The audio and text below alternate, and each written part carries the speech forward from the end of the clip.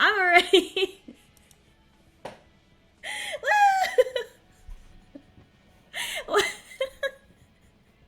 Hi, Dimples!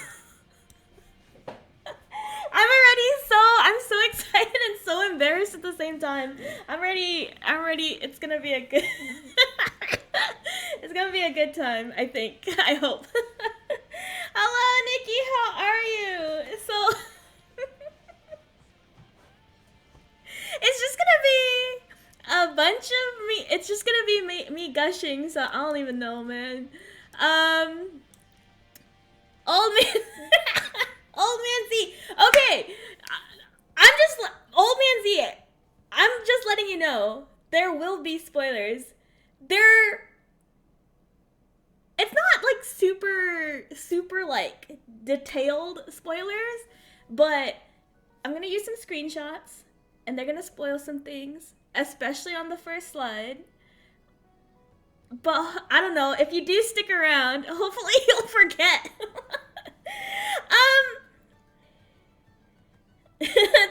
Thank you. I got snacks. I'm celebrating the correct way, and that's with food.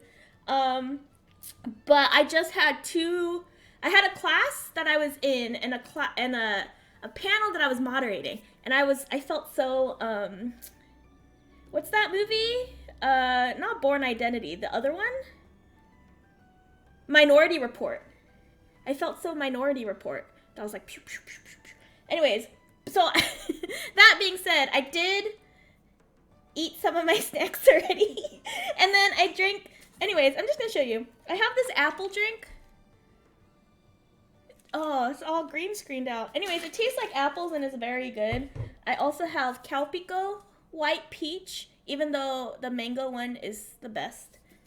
I have Dongo, which I'm gonna eat this whole thing. I feel like I shouldn't, but I am going to. I like Dongo. I don't know. I just like food. And then I did get cake. And I might also eat this whole thing. Shrek. I love how Shrek is close to, what did I say? Minority Report. What kind of cake? Good question. I have the wrapper right here. Chocolate roll cakes.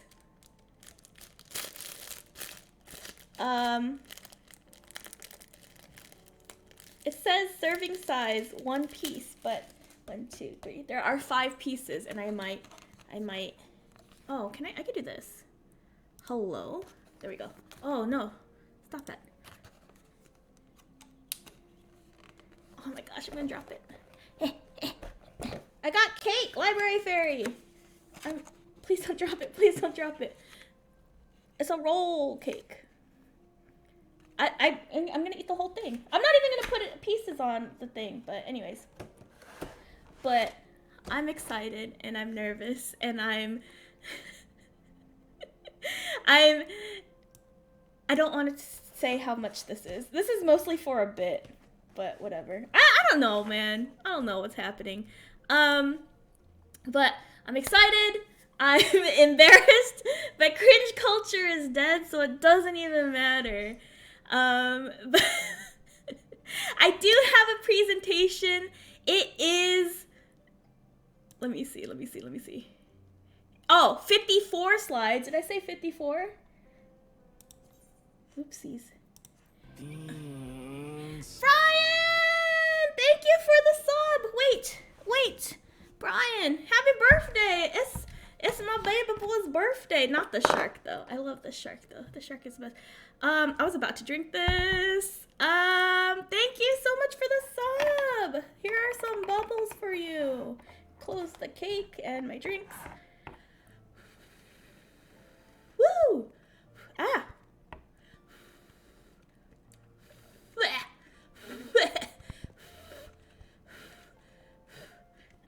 I can't breathe well. Eat every single bubble. Very good. Brian, I have 54 slides. I have 54 slides. Oh, and Canva was down today. Oh, thank you for the sub. Canva was down today, and I was freaking out because I lost half of it. And your heart is excited. Is it racing? What's happening? But anyways, should I start? Like, what's the, I don't know. I don't know what to do. I don't know how this works. Blood came out of your nose. What the heck? You're just so excited. Hey, Dimples, you should do something about that. Are you okay? Eats the blood. Brian. Speaking of presentations, Brian on Sunday had a really good presentation. Go watch his VOD of his of his shrimp list. So if you're curious to learn about more of Brian as a person, as a person, as a lover? No, I'm not gonna say that. As a person,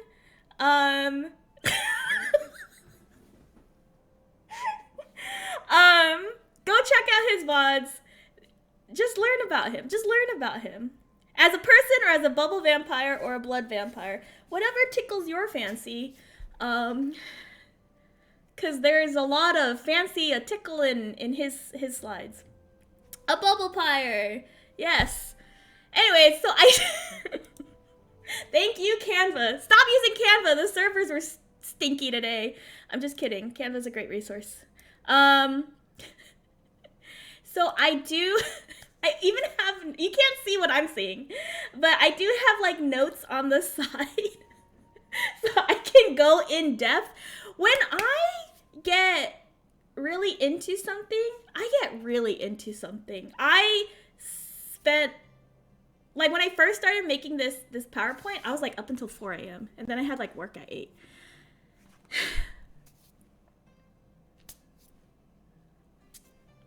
And I'll leave it at that. 80 tabs of Canva. Canva is so good. I do pay for premium.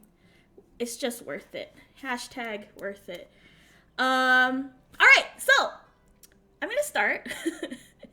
And in my notes on the side, I embarrassed myself. I wrote, "This is your final fantasy warning. This is your final warning. There's gonna be spoilers everywhere. Probably. Actually, yes. Ahead." And yet, I don't, like, you can't. Get off of Canva. I'm just kidding. It's fine now. It's fine. It's actually they fixed it. But, spoilers ahead. I am caught up through the game. We're gonna go talk about all the expansions and Endwalker and, stuff. But, if you didn't know, if you didn't know, we are gathered here today to talk about my OC, my original Final Fantasy XIV character. This is me, and this is you. This is me telling you everything about my Warrior of Light, and this is you, an upside down turtle, unable to escape. So buckle up. You may as well enjoy the ride because I'm not letting you leave. To celebrate this thing called life. But before I continue, is everyone hydrated? Is everyone stretched out and sitting upright? I bet you your posture is terrible. My lips are so chapped already. Battle voice sound effect. Are you ready to rumble? Okay, here we go. My screen is very small. How do I fix this? Off to a great start. There we go. I think that should work. All right, how does this look to you? Does this look professional? Does this look amazing? Please say yes, even if it doesn't, because I did get 4 hours of sleep for a couple of days because I've been working on this. So please lie to me. Anyways, so my character, my Warrior of Light, everyone has their character, everyone has their Warrior of Light. In my canon, there's a bunch of Warrior of Lights, but there's only one Warrior, there maybe 2, maybe 3, depending on how many alts I continue to play with, there's going to be a few Warrior of Lights that are special to me. That's a lie, Because a lot of the... whoa!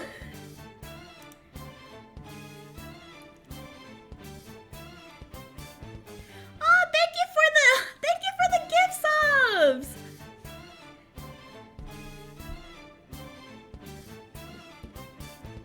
Oh, Manzi, thank you! Those gift subs will, I don't know, they'll buy Agito cat food or whatever he deserves. A lot of people's characters are super special to me. So I take back everything I said. We're 18 minutes in and I haven't said anything. But yeah, thank you for the gift subs. You can use these new emotes now that I made very quickly, and it's fine. It's fine. Anyways, okay, so my character, his name is Agito Raha. Am I pointing the right way? Yes. Today is his name day. I created this character on February 15th, 2019, and you're able to check because on the lodestone it says it, but you can also go back to see like your very first achievement. And I think my first achievement was February 16th, 2019. So yeah. Oh, thank you for the lurk. Thank you for the lurk. Cool. I'm playing on Ether, which is the data center. I think I didn't get that switched. Is the world server the data center? And then, oh wait. Which one is, it doesn't matter. So, I'm playing on Ether. Oh, thank you, Brian. Thank you. I'm also very proud of us. I play on Adamantoise, so if you are on a data center, or if you're on Ether, I could come visit you and we can play together. But they're working on travel, so we could play together even if you're not on Ether. I started off in the city-state of Gridania because I wanted him to be an archer, and that's where the city's whatever thing. The guardian, Menfina, is the goddess of love.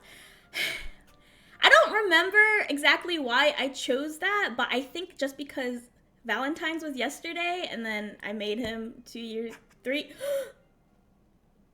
ago? Oh my gosh, what is time?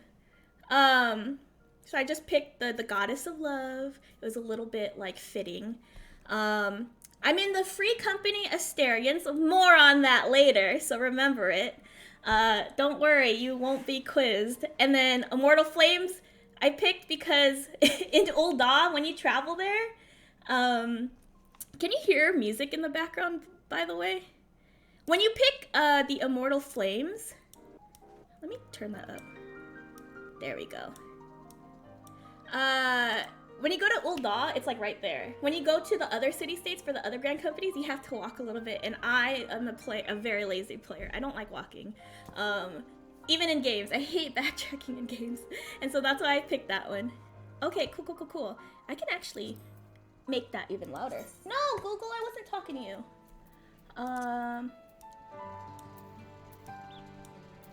There we go. I think that's a little bit better. Little atmospheric. Cool. Right. Awesome.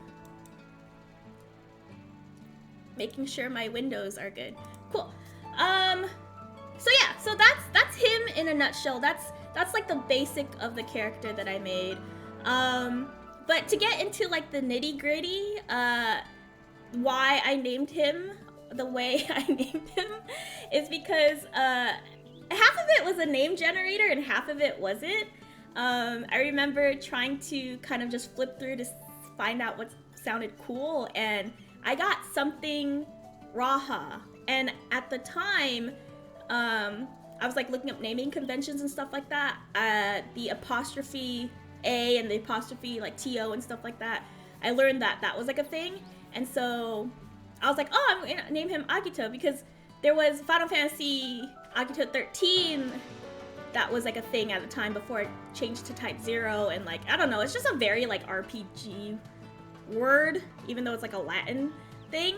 But I looked it up, and in Latin it means like I move, and for me a lot of his story is about him like learning to kind of like make the move to act independently and stuff like that. So eventually I kind of like wove that into his story. Cool. Beans. Next slide. Next slide. Woo! So I hope you enjoy these slides. I really, really do. So he is a Mikote, which is the race of cat people in this game. His model is specifically the Keeper of the Moon. There's two clans, Seekers of the Sun and Keeper of the Moon. But I picked Moon one because supposedly they had the sharper fangs and the bushier tails. But also their eyes are different. So the Seekers of the Sun, they have the slit eyes that cats have. The moon cats don't have that. And I do kind of think that just makes him look more like baby. Unintentional, but when I was trying to like actually look, I was like, oh, why do they look different? That's kind of like what I got from it. But in his story, he is a sun and moon mixed kitty. And his pronouns are he and him. So his dad is a sun Mikote and his mom is a moon Mikote. And his background traditions are a combination of both of them. And for me, that kind of... I projected onto this character as I was playing this character. And to me, that was very much like me, an Asian American, and like being in the diaspora of like, oh, balancing how American am I and how Asian am I and stuff like that. So I thought that was kind of like a way for me to explore that. There is a note here that says muscular, but you can't really tell at first because my friend Serenade, there was an outfit that he was in and she was just like, damn Aggie, your boobas. And I was like, oh wow, they're a lot more pronounced than I would have expected. So in my brain, join the committee.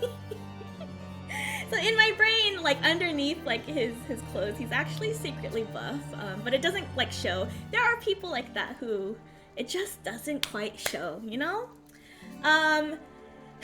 He is actually not the smallest kitty in this crew. He is taller than Graha, surprisingly. I thought I made him really short, but he's equivalent to a 5'3" person. The Mikote males tend to be smaller than like the other races.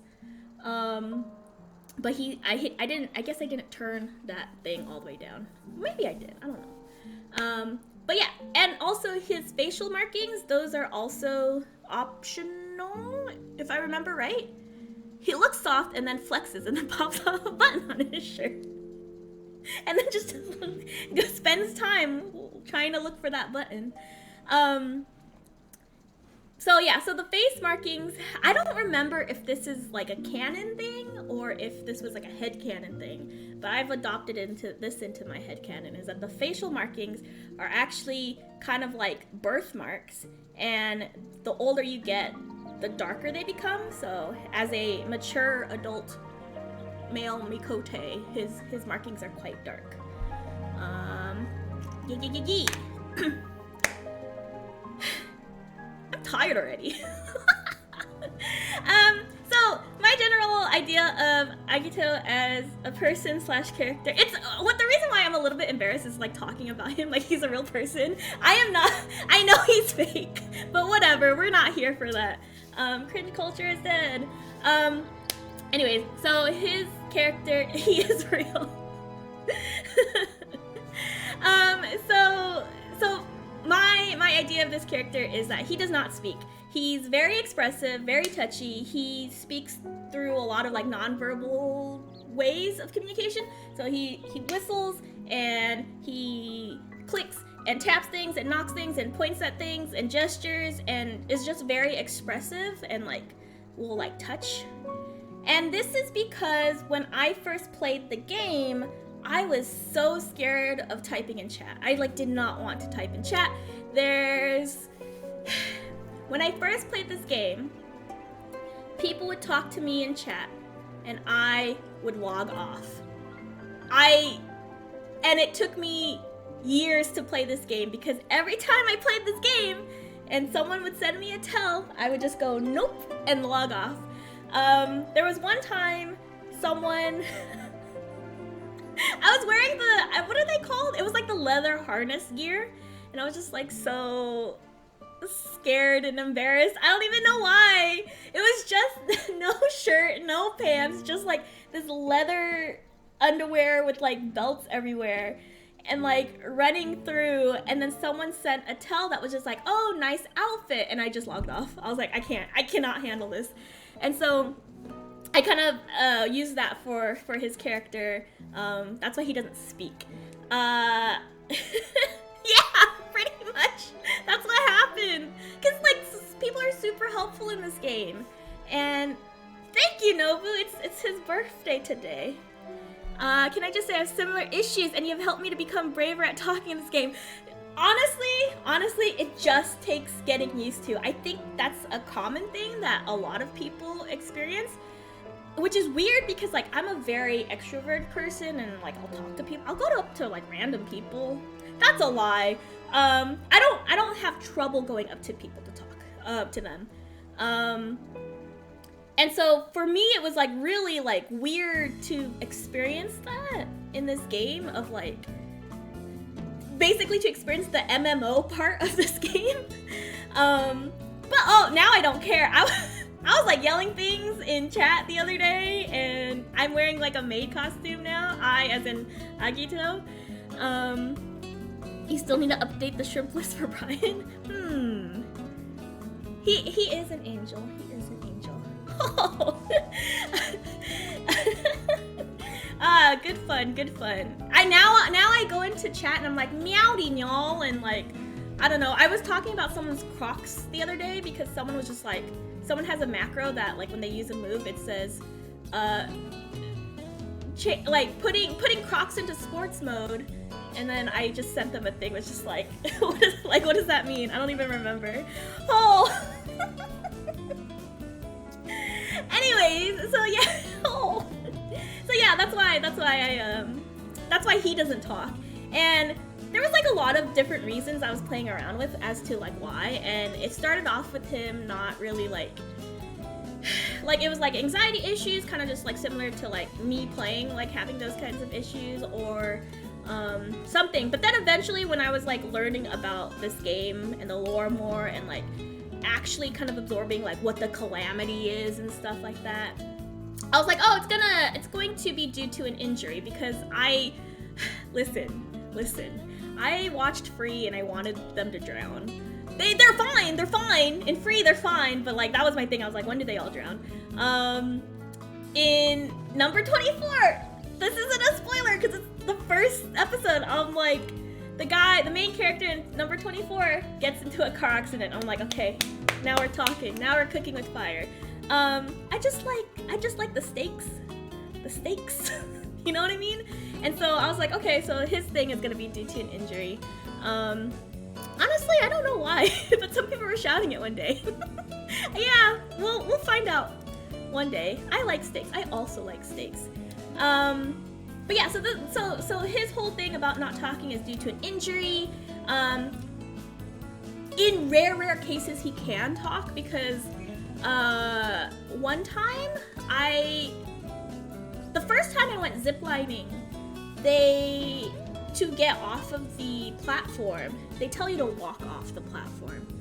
And that is something that is extremely hard to do, I think, for anyone who is ziplining for the first time.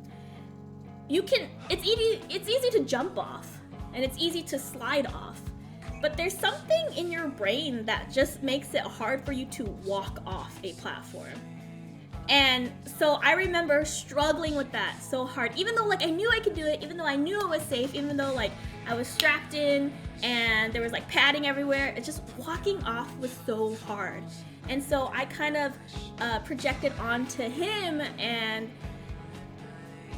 he can talk, but like due to the injuries and just like the remembering like the feeling of it, and like just like how much it like burnt and hurt, and like there was like this whole thing.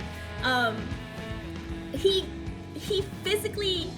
probably physically can talk more than he does, but mentally it's very, very, very hard. So that's how that works. It's just like walking off a platform is extremely hard. If you can do it, good for you. Good for you. I'm getting text messages. Why? Oh. Anyways. So, but what's interesting is that, what's interesting for me, I don't know if it's interesting for you. What's interesting to me is that, this kind of happened after I became a bard, and a bard tends to be like a singer, because in this game, when you become an archer becomes a bard, and the harp becomes like a bow and arrow, and as you're playing this game, you're a support class, and then you're playing music to like rally up the crew and all that stuff. I kind of thought it would be a cool idea to use that he would communicate through like music and noise and stuff like that. So the harp has a different intention. So that's how he talks on the battlefield, is using sound. That's how he communicates. I think that makes sense. So I'm a fan in this game. I'm a fan of the bows that fold up, and the bows that look like harps because of this reason. My favorite bow, which is the one that Library Fairy and Slades made for me, is the Tsukuyomi's Moonlit Great Bow. They made it for me! They crafted it. I think it looks so cool, and it folds up nice and neat. It doesn't have a heart, but let's just pretend it does, you know what I mean? Whatever, this is my Final Fantasy. I could do whatever I want. That's the beauty of this game. But yeah, so I started off as an archer, became a bard, and now I do the main scenario quests as a bard, but I have been trying to kind of like learn, like play other classes and trying to like level them up just because I can. So right now I'm just leveling Reaper and Sage, but that's not important right now. Yeah, cool. So this is what the bow looks like from the back. So it's all folded up, all nice and neat, and it looks cool with his outfit because like his colors are a little bit like, it could be black or like red and white is kind of like the thing that I was like going for. I just think it looks neat, you know? And this is what it looks like opened up, and it folds out, and the one that they made for me is glowy, and that's cool too. Sometimes you do things just because they look cool. Anyways, I don't know, man. I love G-posing. Anyways, so more about the character, obviously. So when Stormblood came out, there was a lot of influences of like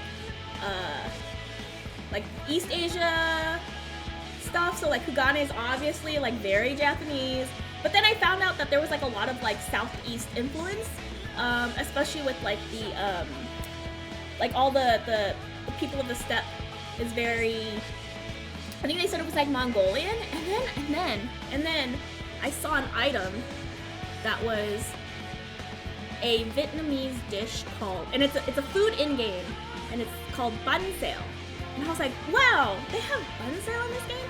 And then I found out that they have an aoyai, which is like a very, like, I don't know, like traditional like Vietnamese clothing.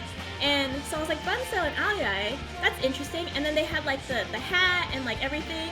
And then I found out that there's a specific place in this game that has a lot of influence from Vietnam, and it's the Nam Cha region in Stormblood.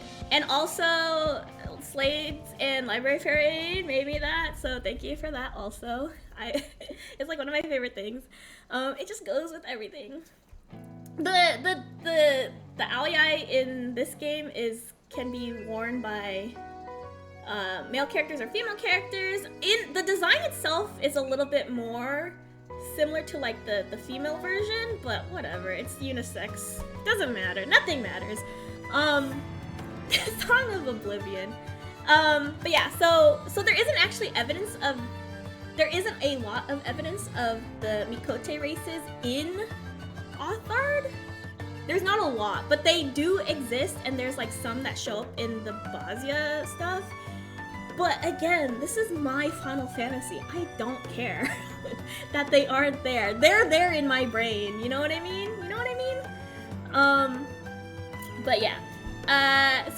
So that's kind of like where he's from. And I think so too. Thank you, Slade. Thank you. I really like it. I love it in black. I love it in white, and then the red. I just had to do the red for New Year's. Gay Trash Baby, thank you for coming. Yeah, we're just talking about his background right now, so you didn't miss anything. So that's where he's from.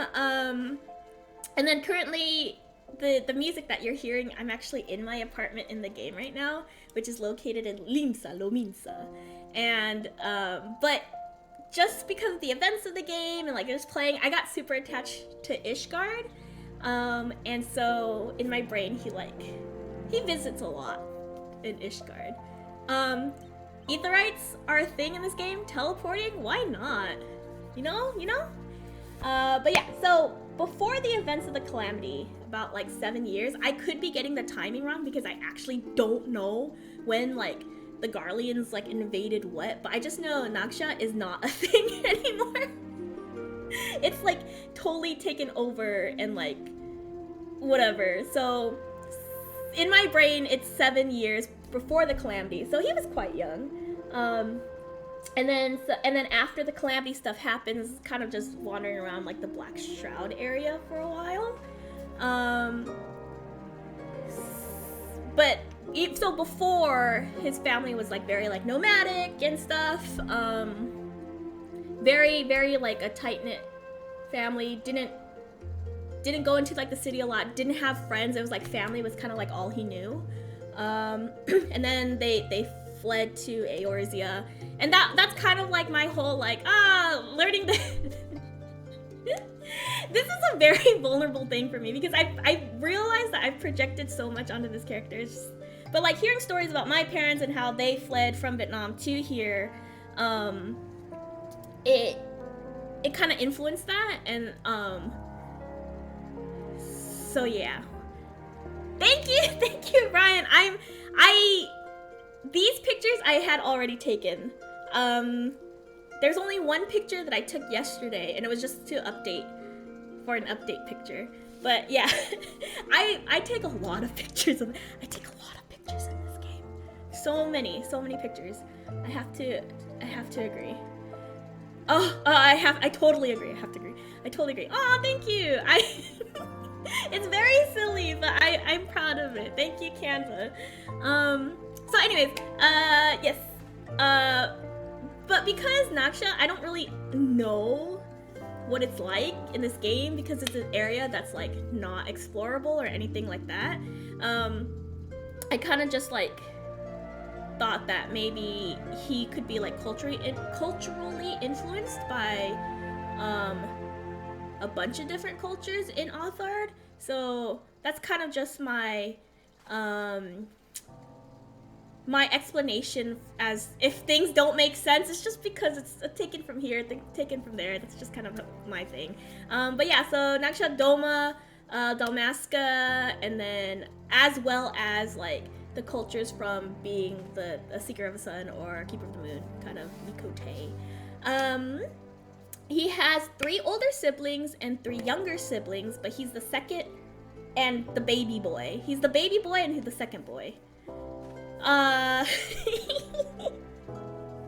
my reasoning for this is, hold on, before disclaimer, I don't think anyone needs a reason for anything that they decide to do. This is a lot. saw this. So, but I don't know, it just makes me feel better that like I do have reasonings. But if you have an original character, if you have a Final Fantasy 14 character and you want them to do XYZ, you don't need a whole backstory. You don't need like a personal story. If it just looks cool or you just want it, just do it. Who cares? No one, like, it's the gym idea. It's just like, you go to the gym to work out, no one's looking at you. Why are you embarrassed, you know? I say to myself as I'm struggling. But yeah, so he's the middle child. I personally, I'm the baby. But I am stuck in like this weird thing of like, my sisters are older and they're married and then they have kids, and so I'm definitely in between that kind of like culture of like whatever they got going on, like that type of adulthood, and their kids and like stuff. So I do feel like kind of stuck in the middle.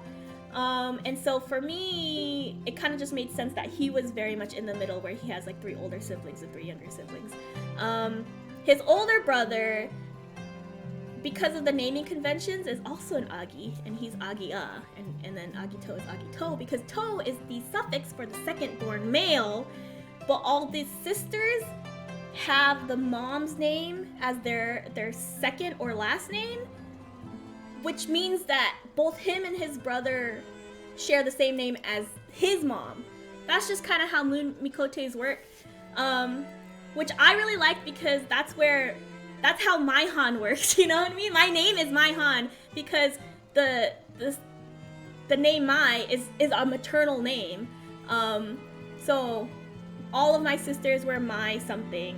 My mom and her sisters, they're all Mai something, and so that's kind of like, I thought that was really cool about it. But yeah, so like, yes.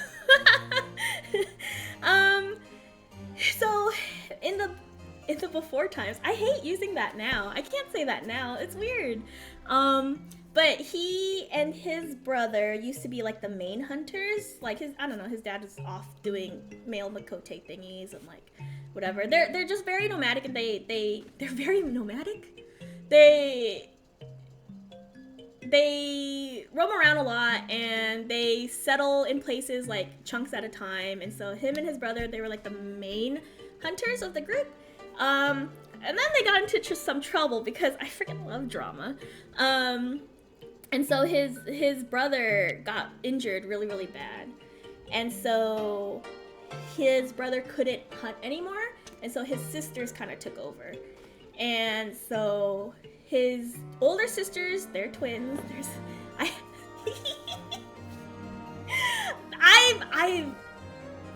I'm not the only one who thinks all this out. I just want to throw that out there. I'm mostly telling myself. But anyways, oh yeah, and so like, so his brother got injured and he wasn't able to hunt anymore, and then Agito got injured after the calamity, and then he didn't really like, he couldn't speak well, and then there was like some issues because of the trauma, and like the person who he was before kind of changed, like his personality changed a lot. And so it was like a cross between like him like irritating his family but also being babied by his family. And so the reason why he goes off on his adventure through the events of the game is to kind of just like gain some independence and just like learn a lot, because he kind of realized that like he doesn't know anything outside of his family. So are you ready for this? So I did play with Character Creator, and I did make his siblings. Ta-da! So these are his siblings. The 2 older sisters, they are twins.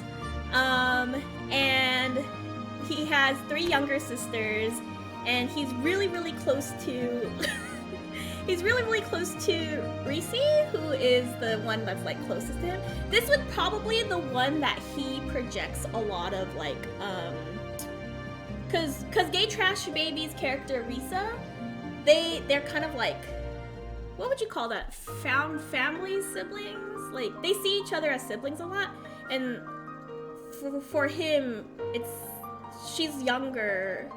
She's like the next younger, you know what I mean? I don't know if that makes sense. So he's super close to Reese, and so he's projected that onto Risa. Distant cousins, found siblings. Yeah, so when he eventually joins the Asterians and all that stuff, that's who he vibes with the most. In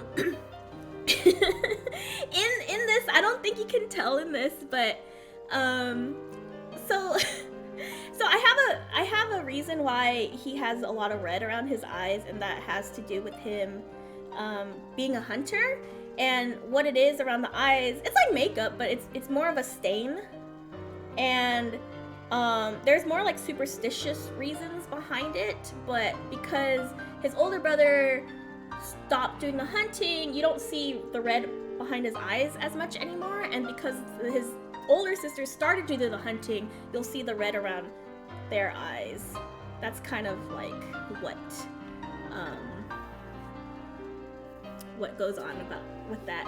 And this is kind of inspired by my family's pretty superstitious. We do like a lot of like at home like rituals and stuff and things, and so we would do things like clean mirrors or like light sources of things with like incense and stuff to kind of like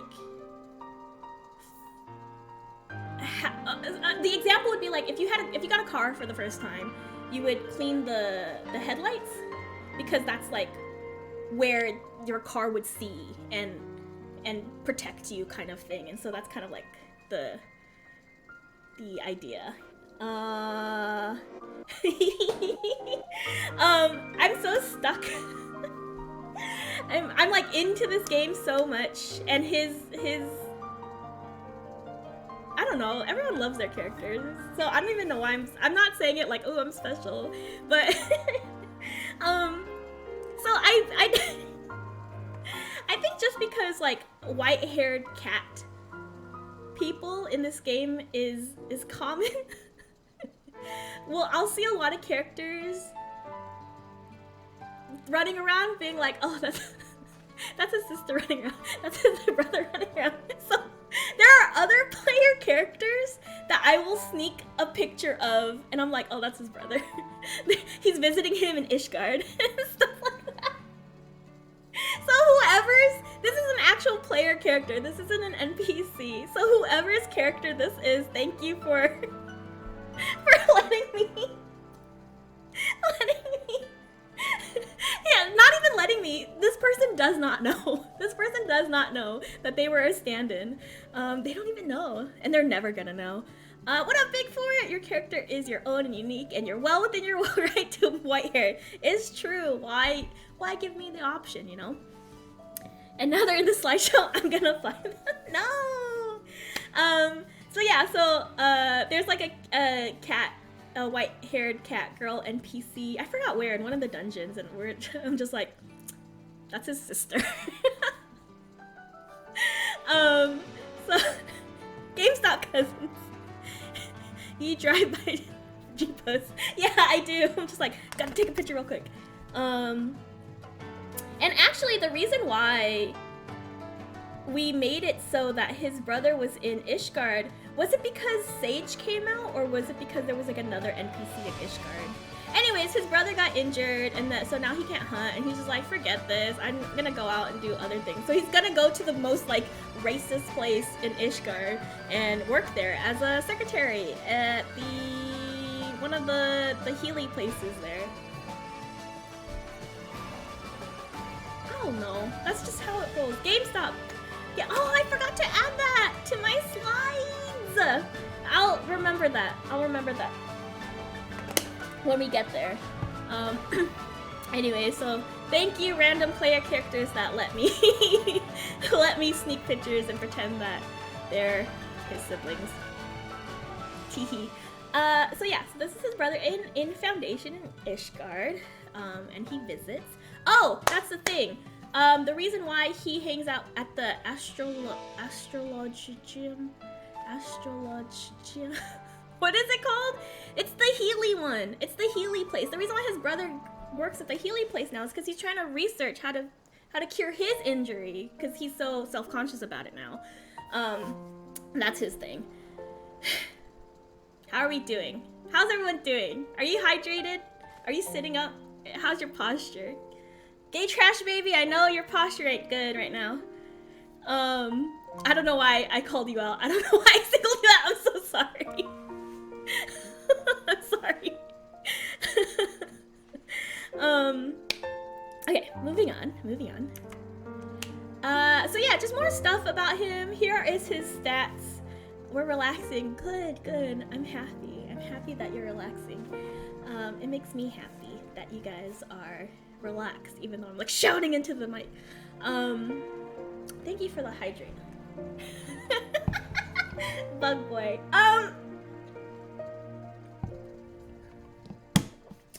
Thank you, Nikki. In this game, you can earn titles and then select them and set them as your thing. I don't 100% know why I chose Bug Boy, but more on that later. Put a pin in that.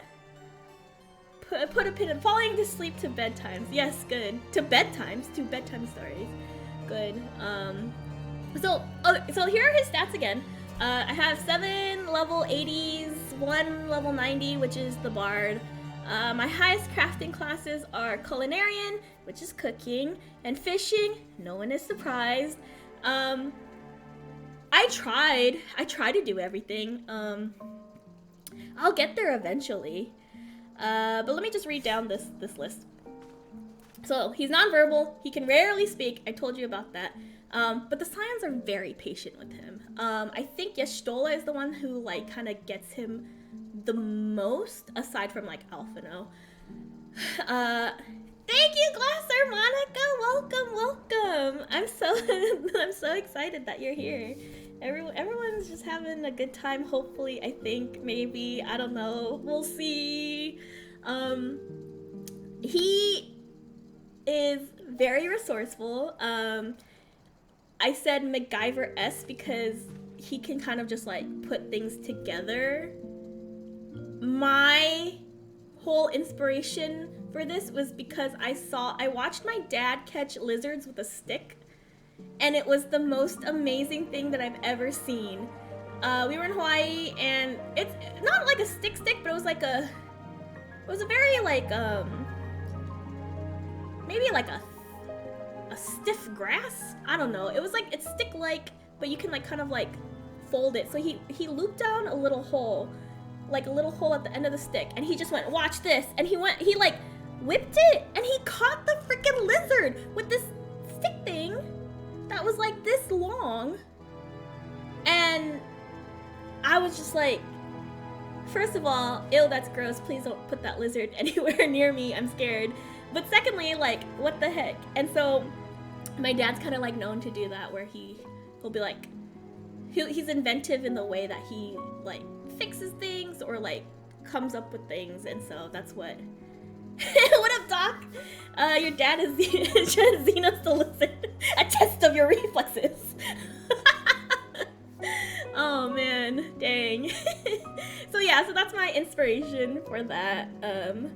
It was wild. I don't even know. But yeah. Agino has a great sense of direction in the open, just coming from a nomadic lifestyle and moving around and things like that. He's just like learned to like stars and I don't know, things, and he'd be like, oh, that tree is big. I've passed that before. Not so much indoors.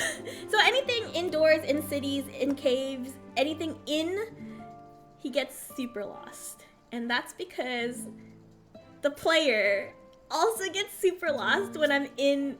I love the Crystarium, but I hate the Crystarium. Limsa Lominsa, very hard to get around. It's just hard. Things are just difficult. I get so turned around, and now so does he. And that's just kind of, and I'll leave it at that. Yeah, freaking try it. I don't know how. Maybe you can YouTube it. But if you I don't know. If freaking lizards, man. How? I don't know. How, Elmo, how? Yes. He gets sudden bursts of energy. People who own cats, I think you call them Zoomies. Or is that bunnies? It's either bunnies or cats that just get sudden bursts of energy, and then they just he has the Zoomies. He also gets the Zoomies. And that's because when you click on your mouse, the wheel of your mouse, your character just goes running. And sometimes I do that on accident. And that's why he does it. He has the Zoomies because I accidentally always click that stupid wheel. Cats do, for no reason, F4am. That, I don't envy cat owners, honestly. He eats little meals and little snacks throughout the days. He always has like a pocket of cookies. Just eating smaller things is just easier for him on the throat and stuff like that. Very opposite of me, who I eat a lot of big meals all the time. I'm never not eating. I'm NNE, never not eating. So it's just his thing. I have cake, and I have, well, I don't want to like talk and then be like, nom, nom, nom, you know what I mean? So I don't want to do that. But I have cake. Oh, I made a mess. But that's like his thing. He does not do well in the cold. He loves the beach. Also a projection. I can't do well in the cold, but I also can't do well in the heat. And I love beach cities, and so I projected that onto him. That's also his reasoning for settling in the mist in the apartments of Limsa Lominsa, because it's like a port town or whatever, and there's a beach, and I love beaches, and I love beach time vibes, and all this stuff. Name day mukbang. Oh man, that'd be, I don't know. It's a thought. Maybe next year. Oh, maybe for my bunny. That's an idea. So he's also he's very sympathetic. Because I think cats do this, so I'm basing this trait based on what I think cats do. And when someone is sad, he'll just crawl into your lap and give you a hug. Just he's that friend who like will listen, who will just vibe with you if you're feeling bad. Unlike me, I'm always just like, let's find a solution. Let's write down all your problems and check them off one by one. Very, very unlike me. So he exists with you, emotionally, physically, mentally, spiritually, and all that stuff. And what did I write? Oh, he's childlike at heart. Everything is amazing to him. He's just like, oh wow, that's amazing. Oh wow, that's amazing. And because of that excitement for things, he doesn't say no to helping people. They're like, do this thing for me. He's like, I could do that. Yeah, why not? And I can kind of get that as an Enneagram 7 wing 8 myself. I'm the Sagittarius. No, like that's just kind of how I justify doing multiple jobs and classes and stuff like that, aside from just sticking to like being a bard. Everyone's always needing help in this world. Everyone always needs help all the time. And so he's just like always down to help. And because of that childlike energy, he gets along with kids easily. He gets along with like his younger sisters. He gets along with like the orphans at the firmament, which is such a freaking good quest line. And so in my brain, he also visits the orphans frequently, because not even like I'm gonna check on the orphans. He goes, he's just like, let's go play. I'm gonna go play. It's playtime. And then they'll throw snowballs at each other and stuff like that.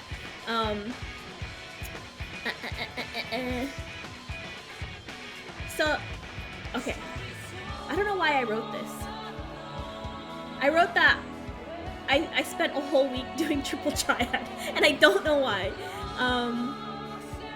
fun fact about me, I spent like a whole week doing triple triad. Oh, alright. More things. So growing up, he, like I said, he has a nomadic lifestyle with his family, so he only really knew his family. He's fascinated by games and things with rules, and learned about, is it Karik? Library Fairy? How do you say that? That's the chess game, right? Please let it be the chess game. I should have looked that up before I stuck that in there. I sure hope it is. But anyways, he learned that from, like, dang it, I spelled it wrong. Just ignore how I spelled it. How would you say that? Karakik?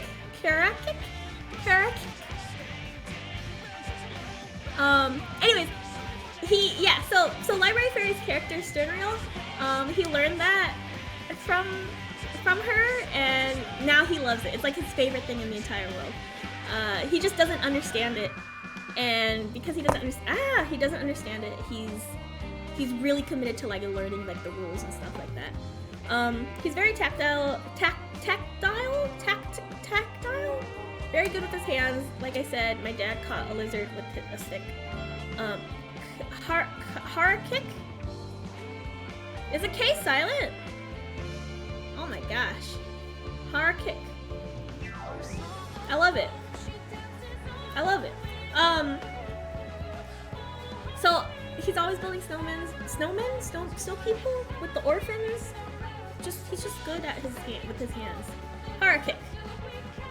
My next headcanon is gonna be a little bit weird then. So in my brain, because when I read that I think of carrot. I don't know, Library Fairy, if you have headcanons on like sign language existing.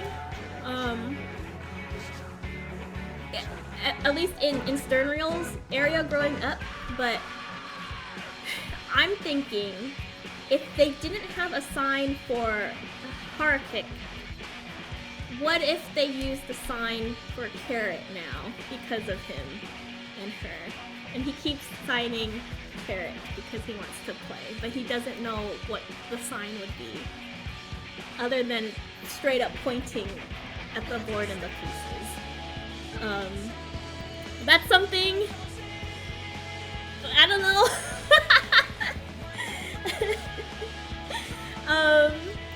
Yay! I love that. It's so collaborative.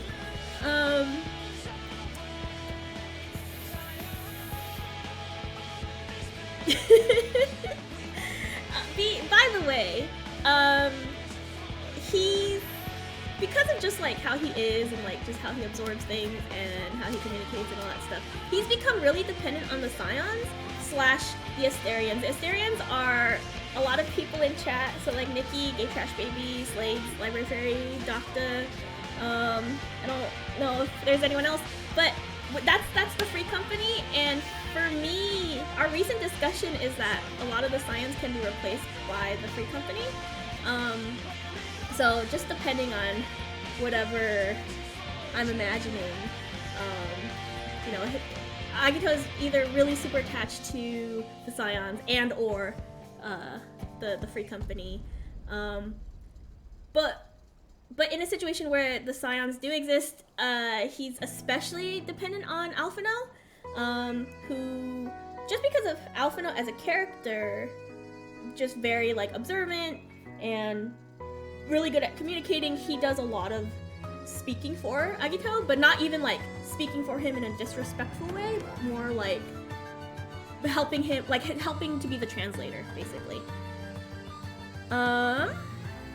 His favorite foods includes fish and pastries, because I also like fish and pastries, but he's more of a he likes the soft cookies, I like the crunchy cookies. Just a lot of soft stuff that's like easy to eat. That's his thing. I think that they both exist. Yeah! I have three kind of universes that I I run with depending on whatever I'm feeling, where it's just like the Scions exists like in the context of me playing the game, like just straight up just the game.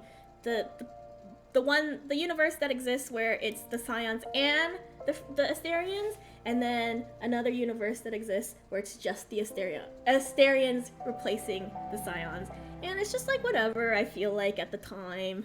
Just cause the reason why I like doing that is because my headcanons, it might not fit your head, not like the collective you, your headcanon, and that's the way it kind of like exists at the same time. So an example would be like, I really like Grahatia and Warrior of Light ships, and so in my headcanon, Grahatia and Agito are together. But Cersei Castor, who is Reisna's character, they're also together. And so whenever I imagine Agito and Cersei interacting, Agito and Graha are not a thing. But in a situation where Cersei is not in this story, then yeah, they're a thing. That's kind of like, that's kind of how that works. So, where was I? Oh yeah, so he's big on necklaces, big on accessories. I like accessories. I don't really like necklaces. I love rings, but I always like take them off. That doesn't matter. But yeah, so he has like a lot of scarring on his neck. So he wears a lot of like high collars and like necklaces to kind of just like hide that. Rings, I don't know, rings are cool. I totally just imagine like Yoshi P style of rings, where he's just like all these rings. And then earrings. However, I do like the single earring look for him, and especially that one pictured. I forgot what it's called, but the one that's like ribbony, that's like his thing. Yeah, oh, I love that way of thinking about it. Me too, it all works. Everyone's right, that's the thing. That's the thing about headcanons, it exists in your head. So whatever exists in my head doesn't affect what's happening in your head, but when you're telling me about what's happening in your head, then yeah, like I get it, and like everything just coexists at the same time, and it's fine.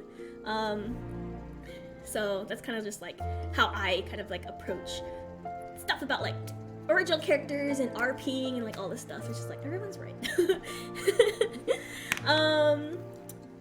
Yes, so let me move on to, his basic fears are being fettered. A lot of it is the trauma of what happened to him during the calamity. Right now, playing with the idea that like he was, what is it? Collapsed in? Building collapsed, and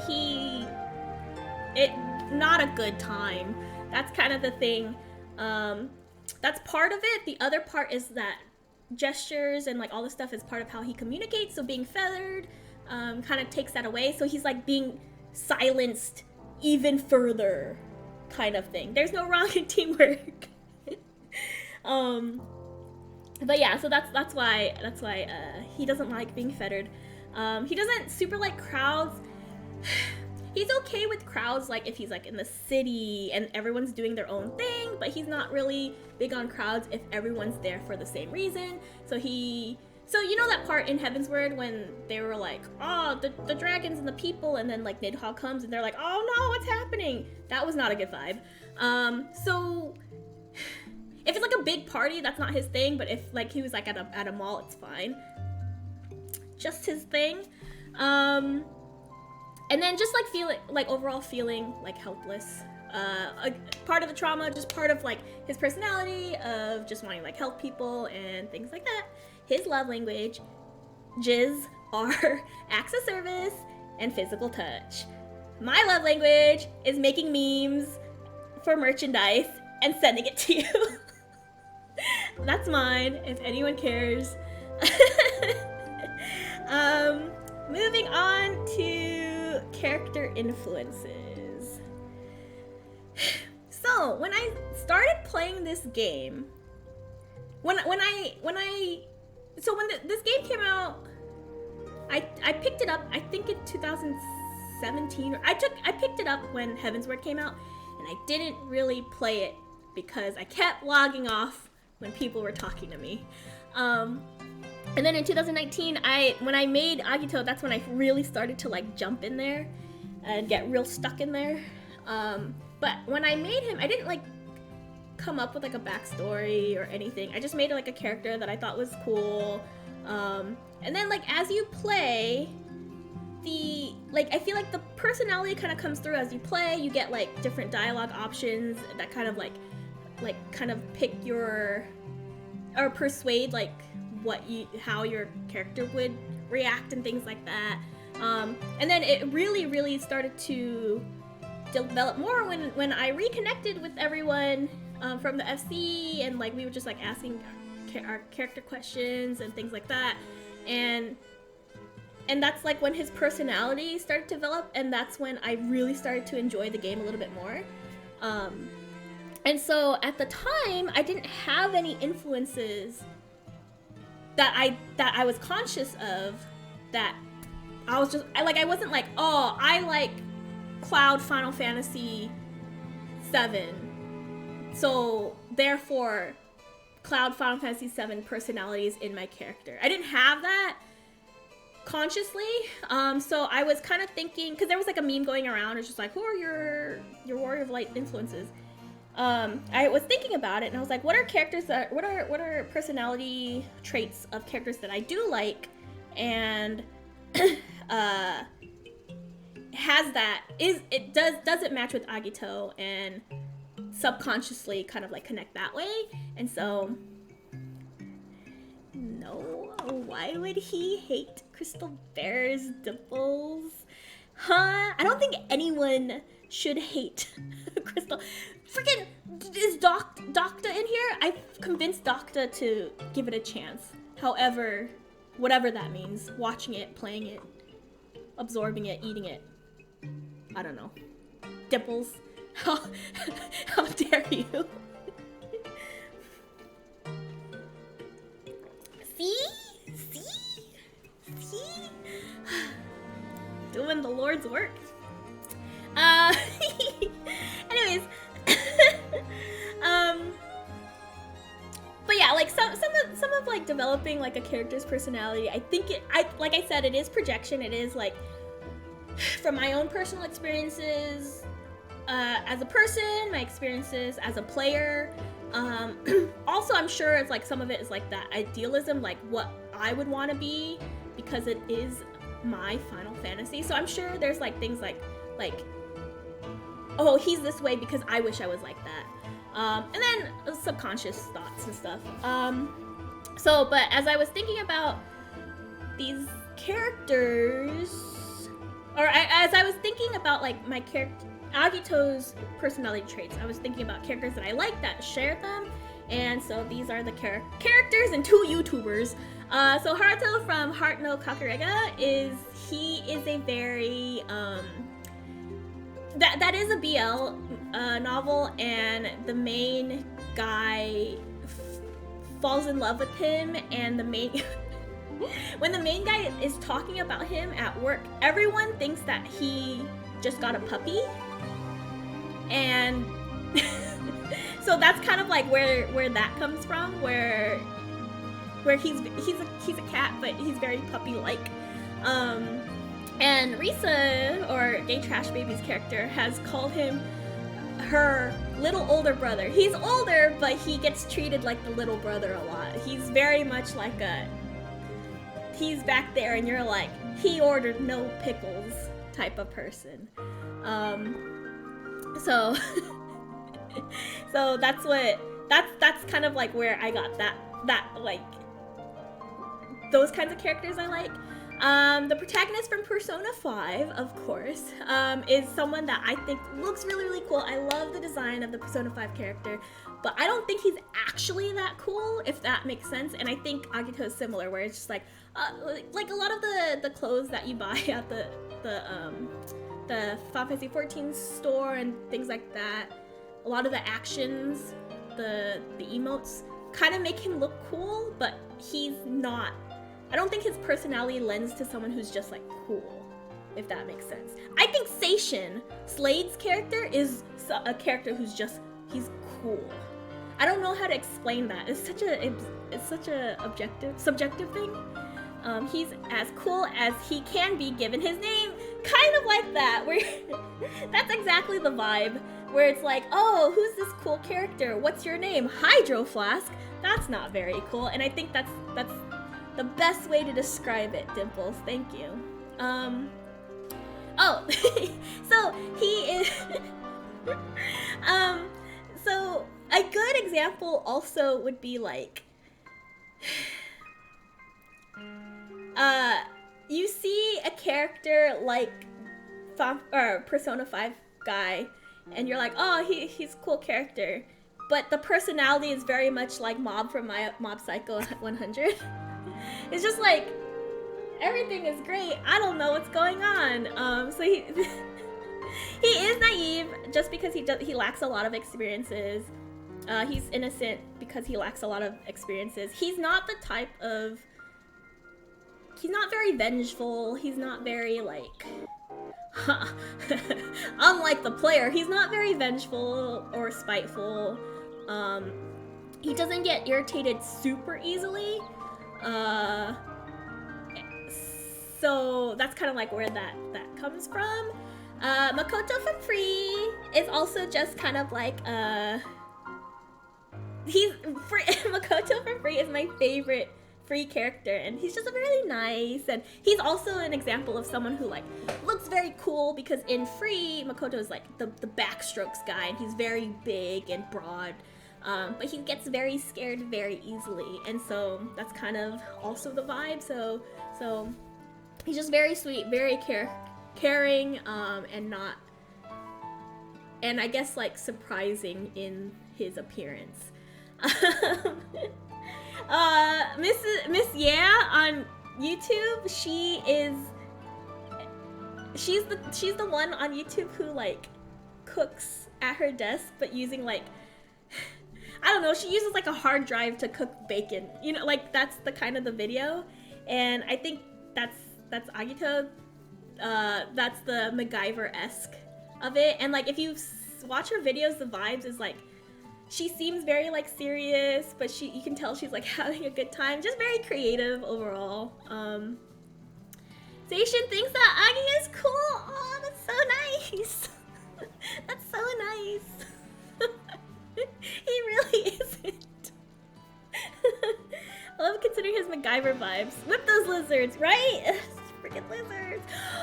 A pigeon was on my bird feeder today. I was so happy. There was a squirrel, and I didn't chase the squirrel, but I did clean up the area, and then the pigeons came. So I'm like, okay, at least it's being used.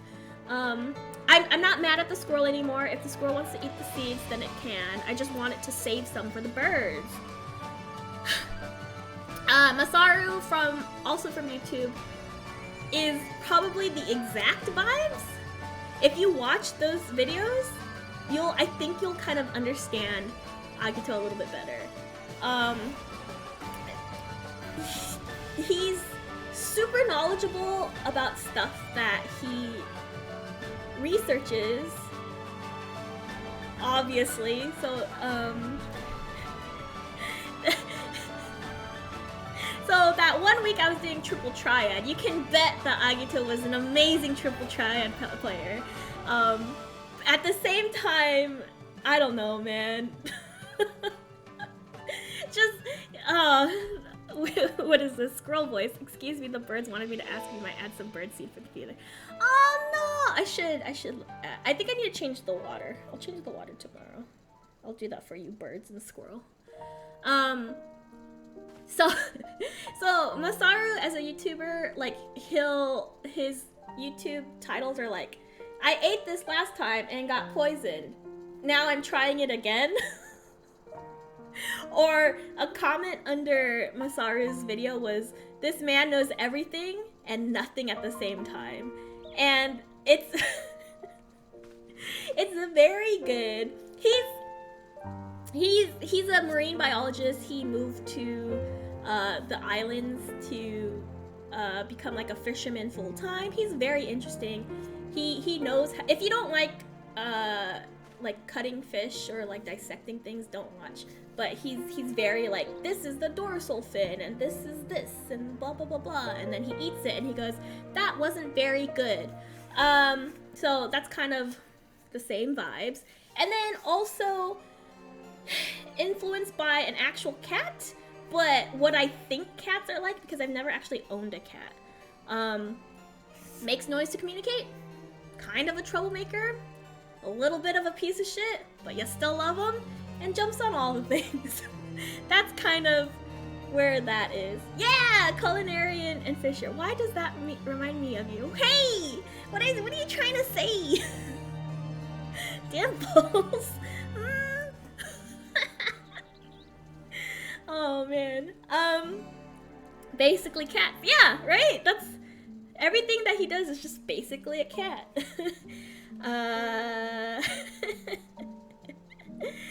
On to glamours. These are his main glamours. I took this recently. So his color palette is a lot of dark colors, obviously. I used to play the game with a lot of glamours dyed with like dark blues because I didn't know how to get black dye, and so dark blues was like cheap, and so that was like the closest I can get to black dyes.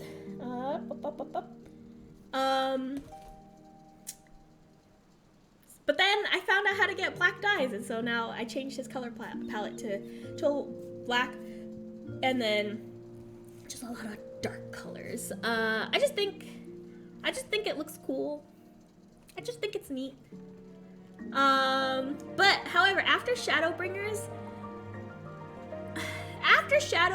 slash because of like Endwalker and Old Charlian and things like that, I started to play around with the idea of like white stuff, and so I should not make it so vague like that. I started playing with the idea, or I started just dyeing things white. I have a lot of pearl white dyes from the Firmament, which I don't know why I never used, and then I started to use it, and I was like, man, this is a look. But anyways, so from left to right, the first one, we go 1, 2, 3, 4. The first one is basically how I imagined him going through A Realm Reborn and Heavensward and Shadowbringers. I mean, and Stormblood. Maybe not so much Heavensward, just because it's so cold. It's so cold. But that would be like his main glams as a bard. The school outfit, Reisna actually got me that. So I like it when we're feeling a little bit like modern AU kind of thing. A little bit of like a it's really fun to pretend that we're on a field trip in the dungeons, and that's why I use that one a lot. And then the sleeveless stuff is how I went through a lot of Shadowbringers because I was doing Dark Knight. And then the last one is how I went through Endwalker. But it's the same boots. The first one and the last one have the same boots. They're just dyed different colors. Isn't that neat? Wouldn't you think my collection is neat? Wait. Nah, it doesn't matter. But his actual fashion styles are span across different colors. I don't know, man.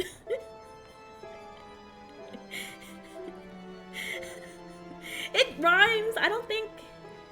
Listen. I'm just gonna take a swig and ignore everything.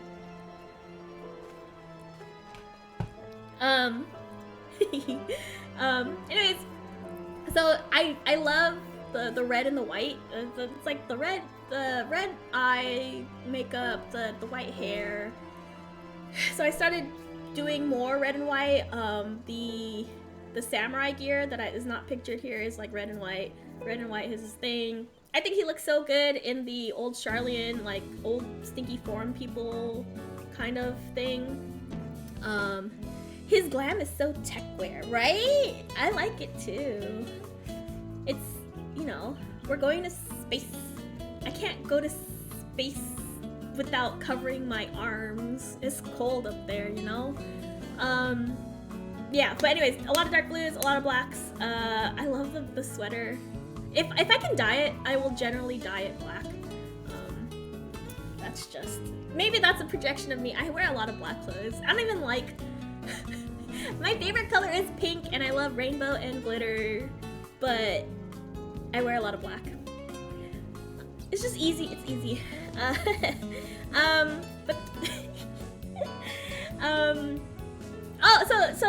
Like I said, Slade's and Library Fairy, whose characters are Station and Sternriel, they made me the ally, and so I was taking like New Year's pictures with it, and that's his casual wear, because like an ally is actually like, it's not traditional in the sense that like it's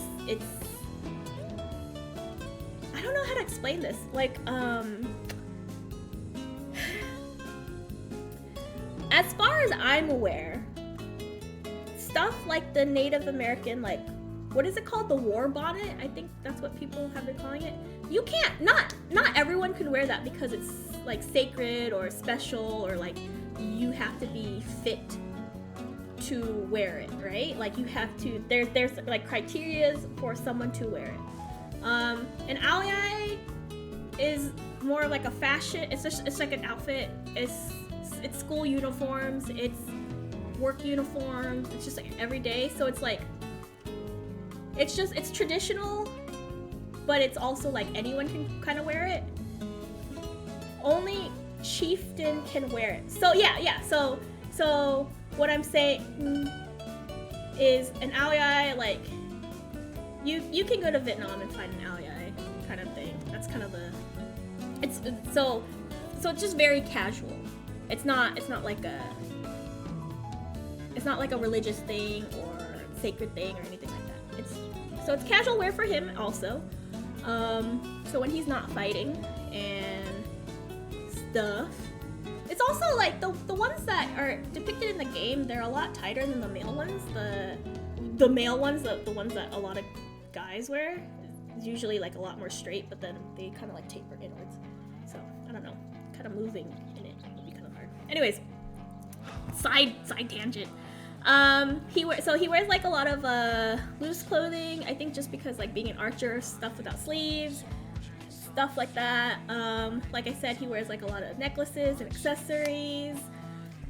Unless it's cold, then I'll put him in a sweater or a jacket or something like that. But except the one time I did I did go through like a snowy place in like summer wear, because sometimes that's fun too. But yeah, so that's his fashion styles, that's his color palette, that's his thing.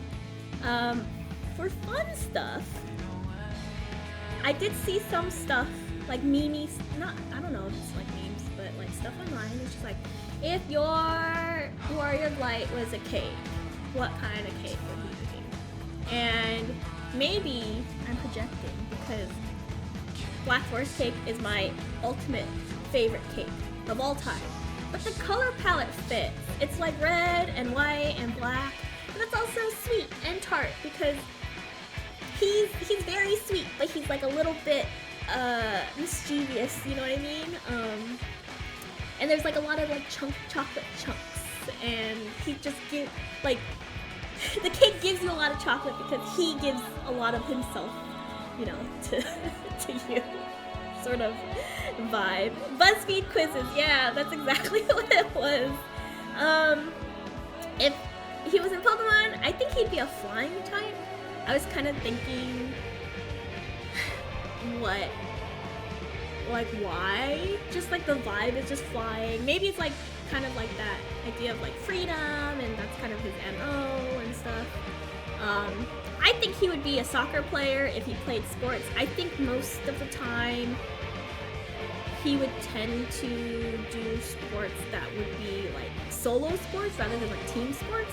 But if this was like a high school A or something like that, he would be in the soccer team. The flower he is, other than like the color palette, it looks like him.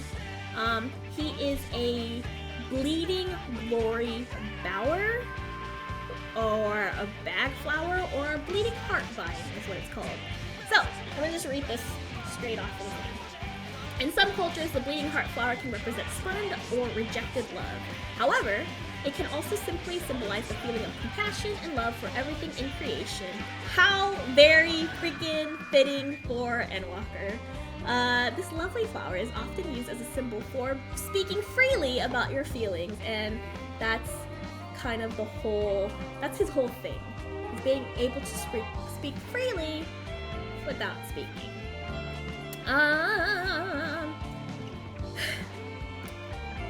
I guess the thing about that is that his expressions are always like honest.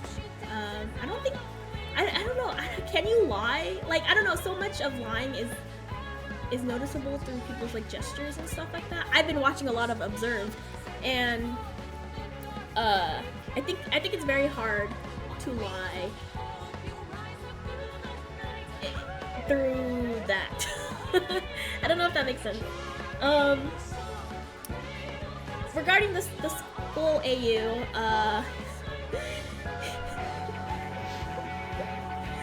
he's what I'd call a benched jock and an ASB mule, which for me that means like he would be like in sports and stuff like that, but he's always on the bench, and that's just because like he likes participating, but he doesn't really need to. That's like his thing. Which like he's just happy to be here. He's happy to help if needed, but he's fine with just watching. But the ASB mule thing is just like the class committee and those people, they're like, oh, they see him, they're like, oh, let's wrap him up and get him to help. So he's like carrying boxes for them and like all this stuff. He just can't say no, but it's not like he wants to say no and doesn't. He's fine with it. He's fine with it. Oh my gosh, this next slide. Oh my gosh, okay. Let me take a swig. I'm not gonna read the next slide fully, but it does exist. And it is something that I think about. And cringe culture is dead.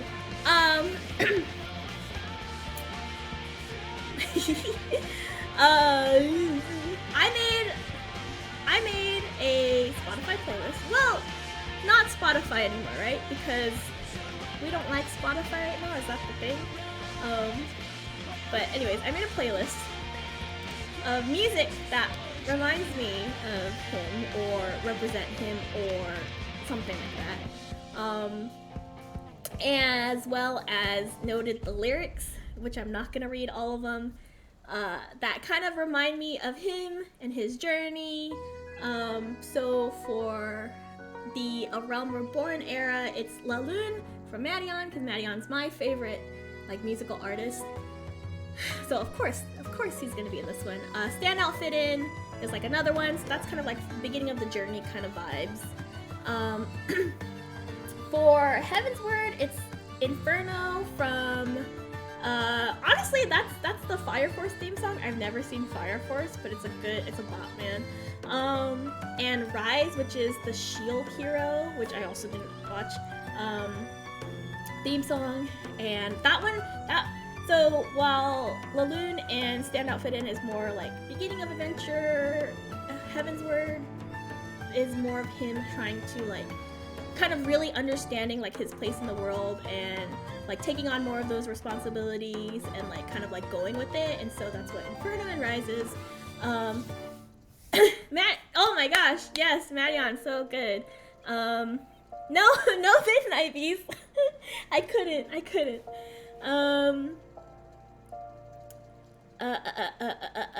Fire Force is so good. I have to watch it. I'm a big Promare person, and so they kind of came out at the same time. They were like the One Piece. They were like One Direction and Big Time Rush, where I was just like definitely into Big Time Rush instead of One Direction. A test of your reflexes. Oh my gosh.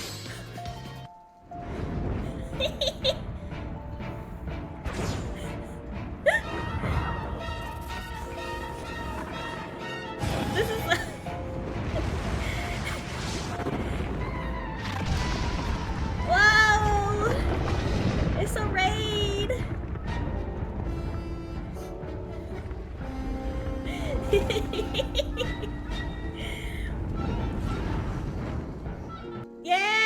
Hype, hype, hype! Thank you so much for the raid, Raisna! We were just talking about you. Let's check her out. Oh, hello. Oh, Hello, no. Trademaster Flash. Hi. Oh, there we go. B-Boy Bowser. Bowser, thank you for the follow. Hello, I'm Raisna. I'm playing Final Fantasy XIV. I am a VTuber. Oh, you're eating spicy Aspiring food! VTuber. That's when she was eating spicy noodles for her charity stream. Hello, Raisna. Hello, everyone. Thank you so much for the raid. Welcome in. My name is Maihan. Today is my Final Fantasy XIV character's name day, and so we're celebrating by listening to me talk about him for hopefully not 3 hours, but we're on track for a 3-hour stream of me just talking. But yeah, welcome. Thank you so much for the raid. Hello, everyone. We talked about his outfits, we talked about his background, some of his stats in the game, and now we're on to music. Music that you know, music. Yes. Okay, so what did I say? Aroma Born stuff is very like beginning of the adventure. Heaven's Word music is Inferno and Rise, which is very like him kind of just like taking on that responsibility. The Prince by Marion is kind of the theme for Stormblood, but that song isn't about him, it's his perception of Xenos. Thank you. He says thank you. He says thank you for the well wishes, the happy name days.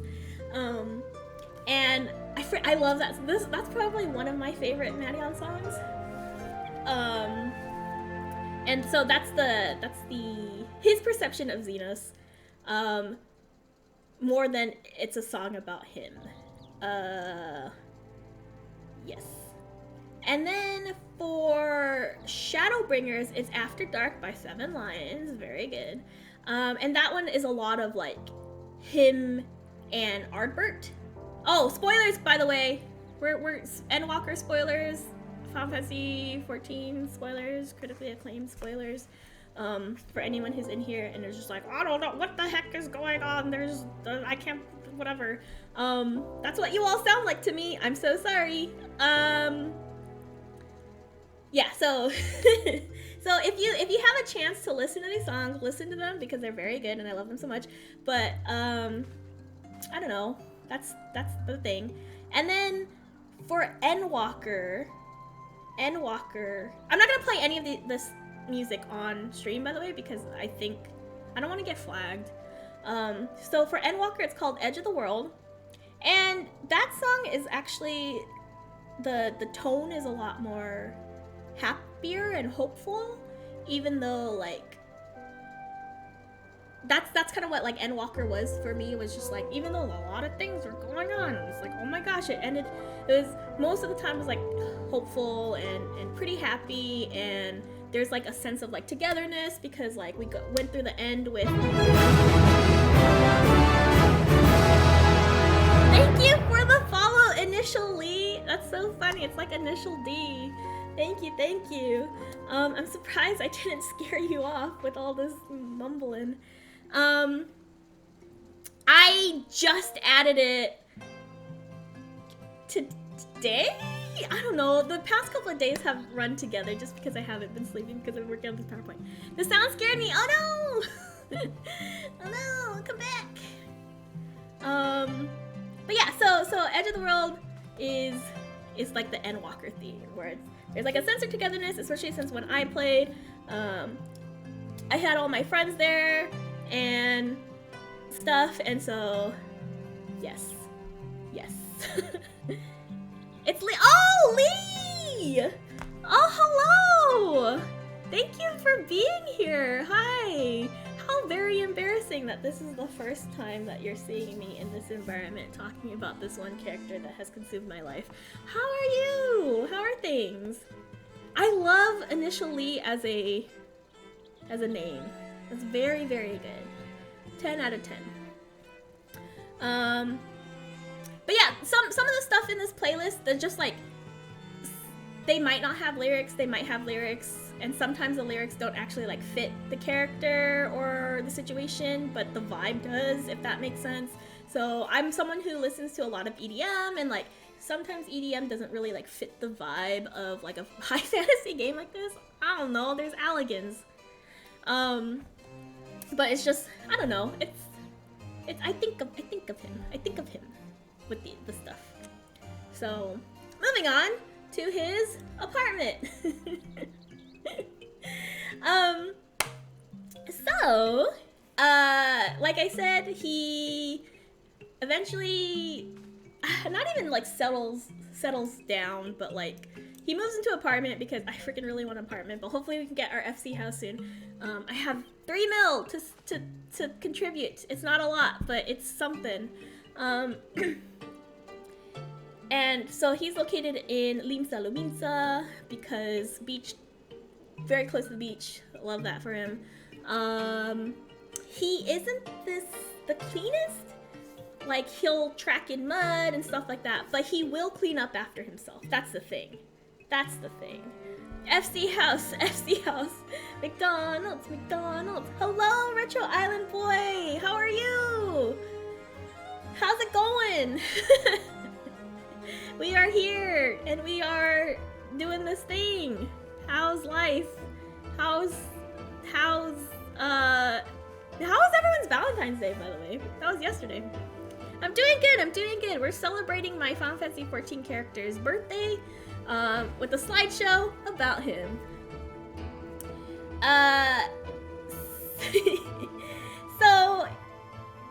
So when Agito does go home, he does just go straight to bed.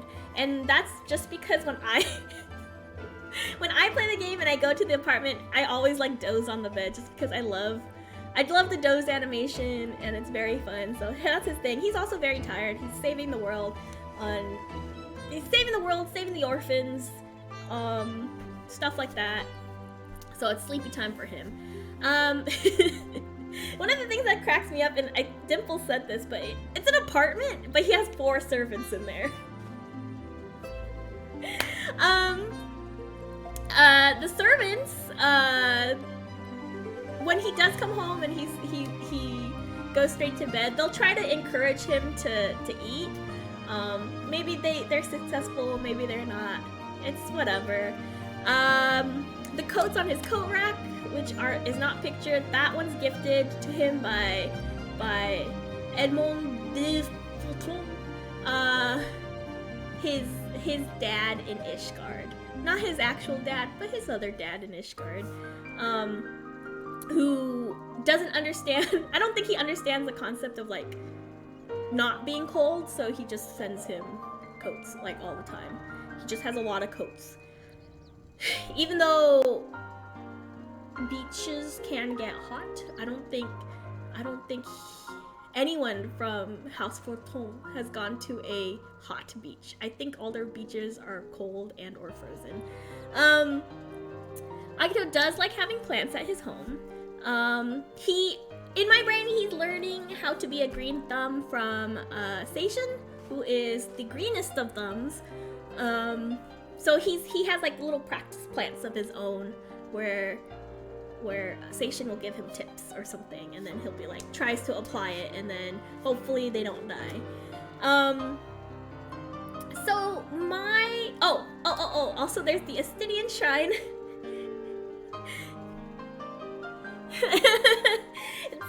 I feel like none of my story times would not be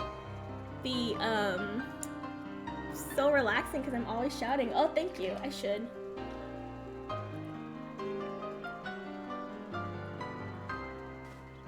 Yum, hydration.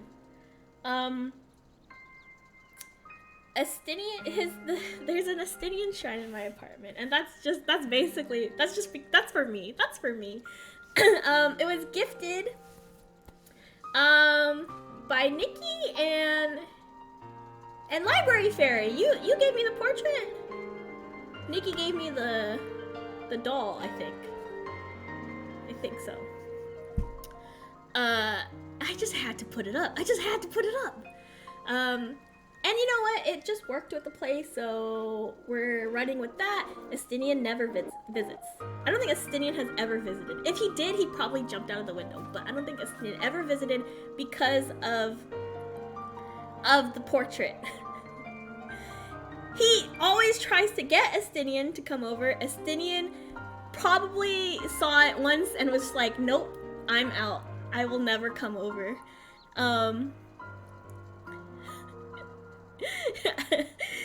So that's the thing. Estinian.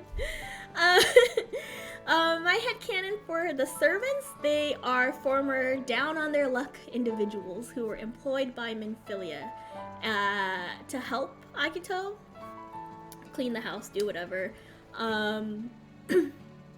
But that's also who he like learns about like the town's gossip and stuff like that. So the servants, they're now employed. They weren't before. They were looking for a job, and now we've helped employ them, right? And they basically just use the house to like get together and gossip when he's not there. So like while they're doing like the cooking and the cleaning or whatever, they're throwing parties for themselves. Honestly, he wouldn't know. They're like gossiping and stuff like that. That's my headcanon for them. There's also a room that's like a living room.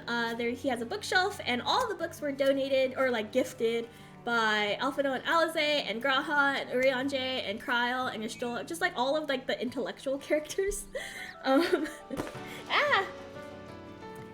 The intellectual characters.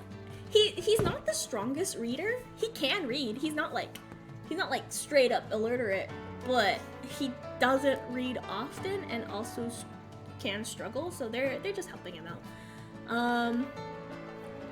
Maybe that's a projection, I don't know.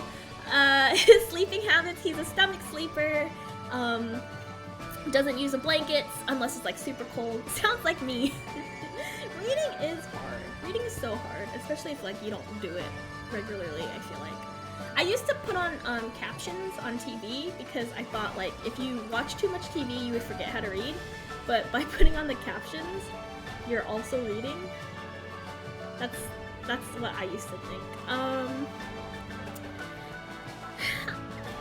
So he does sleep with like close to the window, and that's kind of like how he tells time. If the sun, why did I think that? I don't know. I was young enough to read captions. I don't know. Like, when do you start reading? 5? When do you start reading and watching TV? 6? Maybe 7? I don't know. 23. Good. Oh no!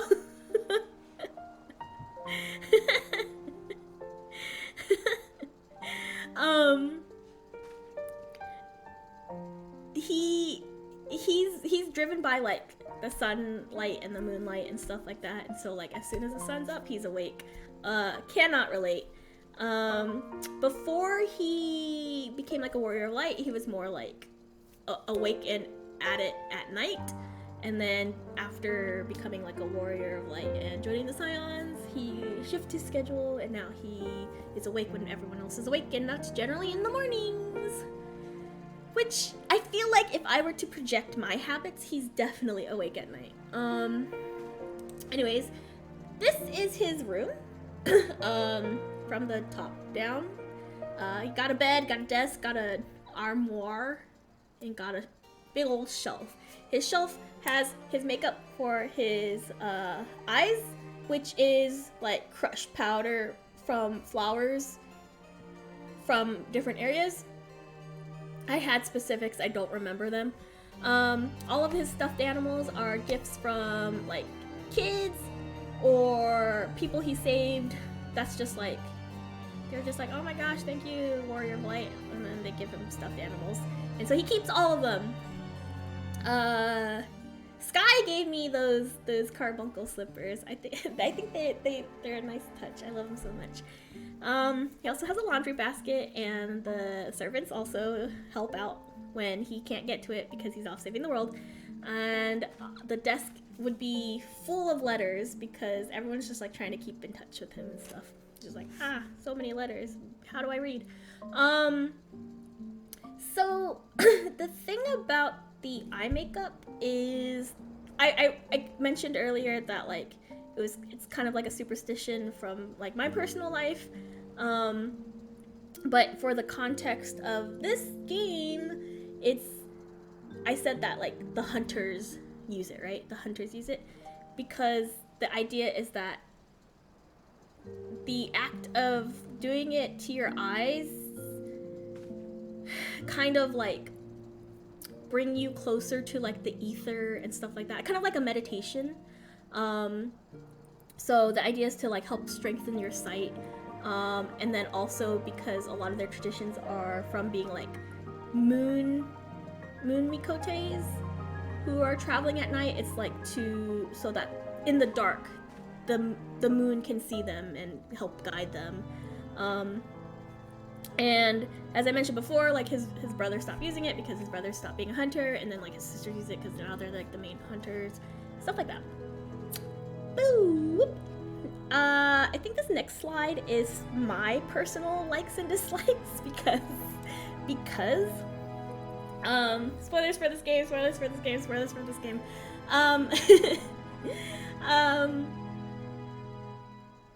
So my favorite emotes are the pantomime ones with it sounds it is exactly how it sounds. It's just like to highlight the blood in his eyes seek. The blood his eyes seek. Yeah, that's similar. That's kind of the vibe. I love dotes. I love hugging. I love the joy emote. The joy emote is what I use for G-pose a lot of the time. And then lean. Lean is fun because when you lean and then you turn your character around, it's very fun. It's so good. It's so freaking good. It's my favorite. My favorite minion is Major General, which is the shark. It's the shark that I use on Discord. The shark is my everything. I love the shark so much. I think it's so cute. Look at him. Oh, I love the shark. It's so cute. When I asked my friend to, I was trying to commission my friend to draw Agito, and I was like, oh, he's like an archer, bard, like it's a bard in the game, but he's basically an archer and all that stuff. And she's like, okay, cool. She's like, oh, I'm getting the idea of doing like an Artemis inspired thing where, you know, with the bow and arrow out, and then like an animal familiar. Does he have an animal familiar? And then I just sent her the picture of the shark, and she's just like, well, shit, like that. It was so funny. But I love the shark. Is just the perfect. It's just, look at him. He's just so perfect. And honestly, like if I could play the game where the shark is the main character, I would. I need to get mods. My favorite mini games is the toy hunter for the firmament Fets. That's why when we play together Library Fairy, that's why I'm always doing it, even though you only need to do it like a couple times, just because I really like it. There's like a weird like gambling roulette, I don't know, like a chance to it, and I don't know, I think that's fun. Sometimes with the Shira Yak one, I don't always stay behind, but sometimes I'll stay behind and keep doing it until time runs out, just because I feel bad that everyone leaves the sheep. Roulette with the lowest stakes, right? And it's really fun getting turned into a little pig. It's like I really like getting turned into a little pig. It's fun. My favorite job, even though he's a bard, my favorite job is actually dancer. I used to love bard. I still like bard a lot. Especially now that they added like the stickers to it, but I love the concept of dancer because dancer is more like a proximity thing, and like the buffs that affects you affects everyone around you and affects everyone around someone else. And I think I think you can just get so greedy with that and like basically cover the whole field, and that's like my favorite thing about it. I think Sage can be like that. I don't know. I'm learning it right now, but for me, it's the challenge of understanding Sage is what is making me enjoy it right now. We'll see. For all of these, I tried to pick one, and it was very hard to just pick one, but I did my best. My favorite crafting job is actually culinarian. I just like food. I just like food that much. No! I could never. The beaver hamster vampster is cute. I don't hate it even though it's not what it is advertised. My favorite activities has become maps. I love map nights with the crew. The gambling is really fun. It's just really fun and silly, and I like things that are a little bit like fast paced. I'm not big on dungeons actually. If they have like really cool mechanics, then yeah, but like the walking is kind of like So when I do roulettes, I really like doing trials and normal raids, just because they're quick and like I get to whatever. I don't have to walk too much. And then G-pose. G-pose is the other activity that I super like. I did include it, Dimples. It's on that. You know me. I just love photo mode in general, and there's a lot of like good stuff with G-posing.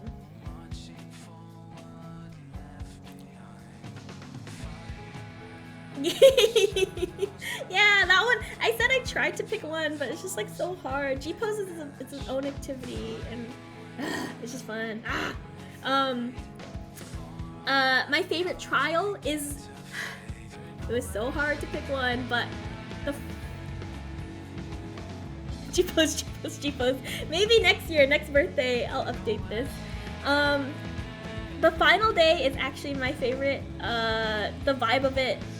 The music, the mechanics are like tough but easy. It was pretty generous. The Space Jam version remix of that song is also very good. But it's fun. I tried to think of like trials that I liked in the sense of like it's separate from the story, like just as a battle, just like with the mechanics alone, not part of the plot. Like example would be like I don't like the vault because of the plot of the stuff that happens and the implications and all that stuff, but as a dungeon it's fine, it's fun.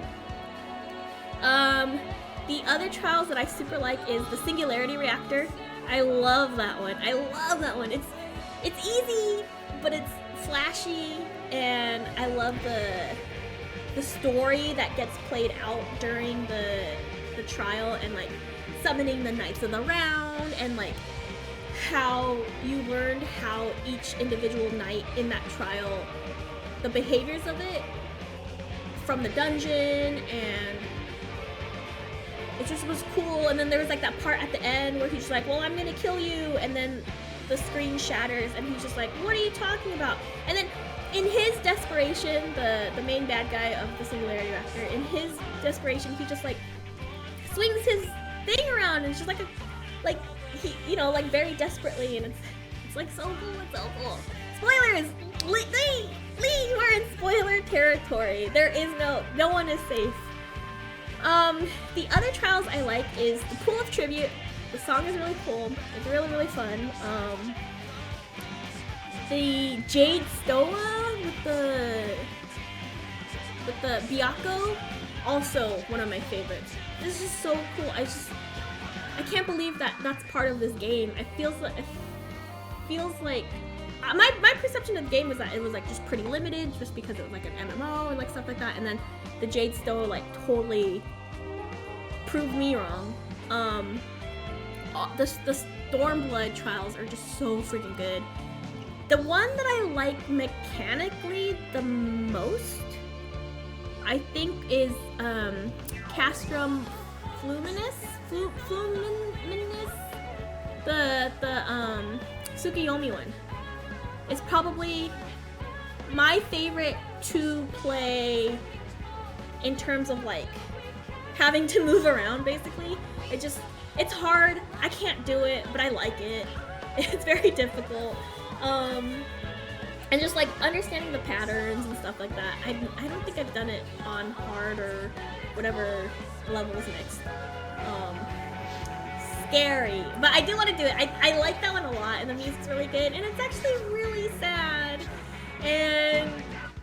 but super good. And then the other one I super like is kind of the Immaculate, because one, it's just like a fun one. Two, I love the second phase, and I love being able to be like, oh no, he's hot in the second phase. That's always fun for me. And then of course the Seed of Sacrifice. I think the Seed of Sacrifice is just a good fight altogether. It's just good. It's just good. The music's good. The boss design is good. The boss is this Warrior of Light. Spoilers, this Warrior of Light. And who he is and stuff like that. Just really good. Where am I? Oh, my favorite raids are the Alexander raids, just because like each section is really, really short. You do have to do it like 50 billion times, but I don't know. They're just fun to do. You're like, you just go in, you go pop, pop, pop, pop, pop, and then you're done. However, the final boss, I love how I thought that these slides were gonna take me like 15 minutes to get through. I'm a fool. The final boss for the Alexander raid is so good when... Good night, Gay Trash Baby! Thank you for being here. You gotta go to sleep. I totally understand. It's A-okay. Thanks for being here. Good night.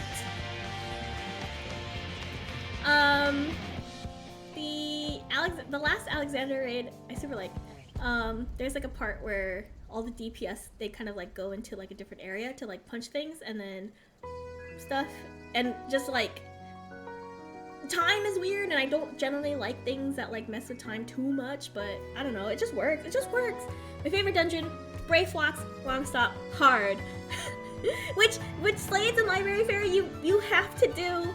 Me and Nikki, we did it, and it was the wildest thing. I was having the time of my life. It's so goofy. It feels... Oh, you did do it! You did do it. Did we do it together? We did do it together. Did we do it together? I don't remember. Okay, cool.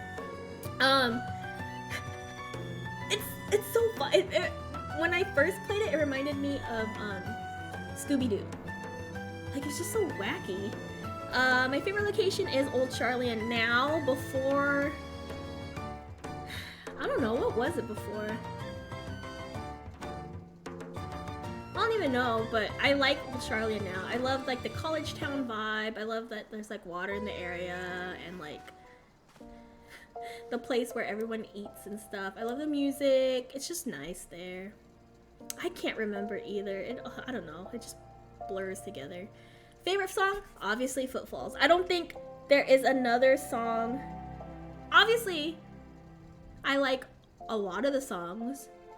There's so many songs I like a lot, but I think like there's just something about Footfalls, which is the theme for in the Endwalker trailer. It's just so good. And then there's like motifs of that song that is used in Close the Distance. I don't know if I use motif right. Is this like the same? It's the same in the out one. It's just good. It's just good.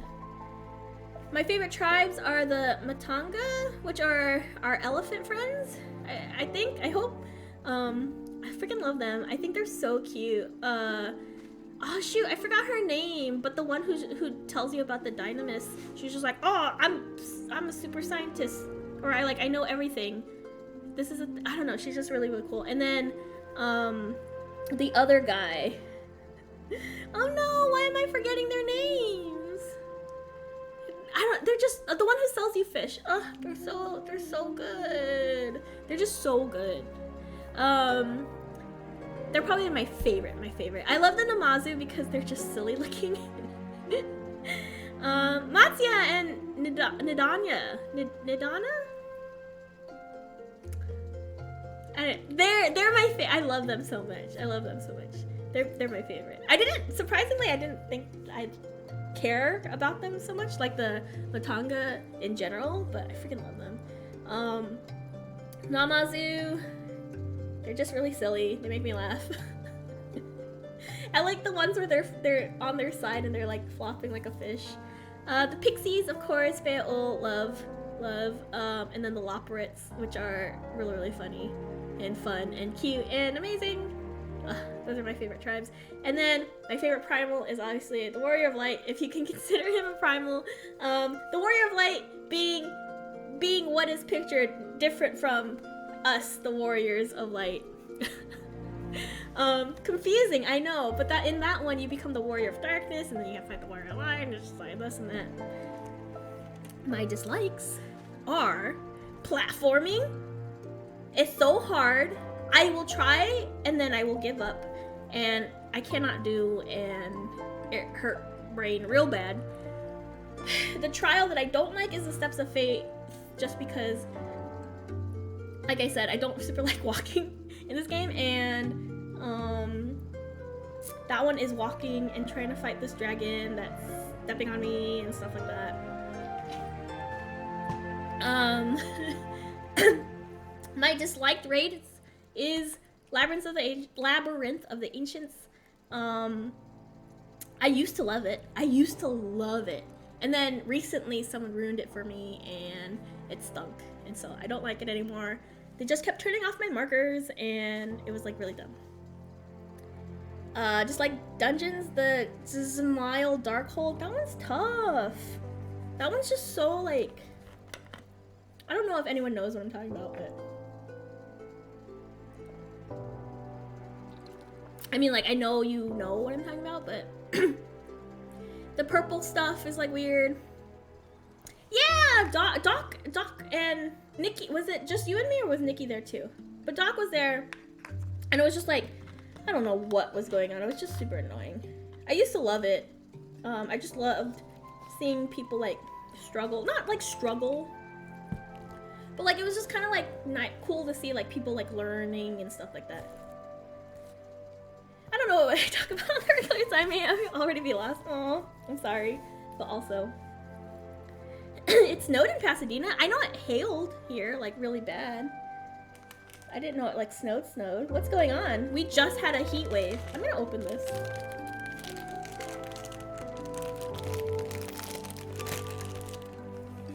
I should probably get water. Get more water. Yum, yum, yum, yum, yum, yum.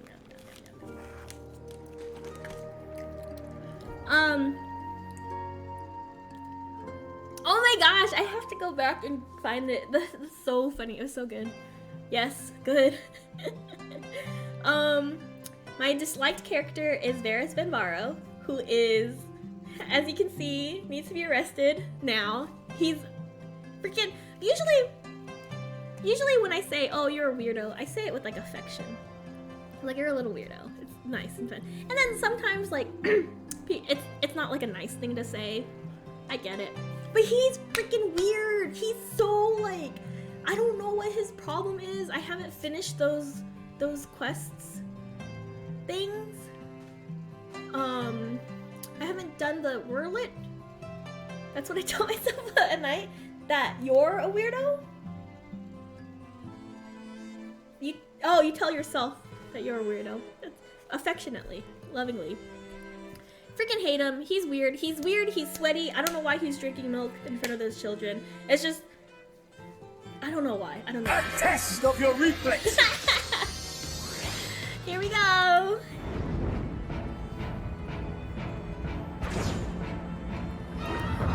I hope, I don't know if Eddie will hear me, but Eddie, there's spoilers.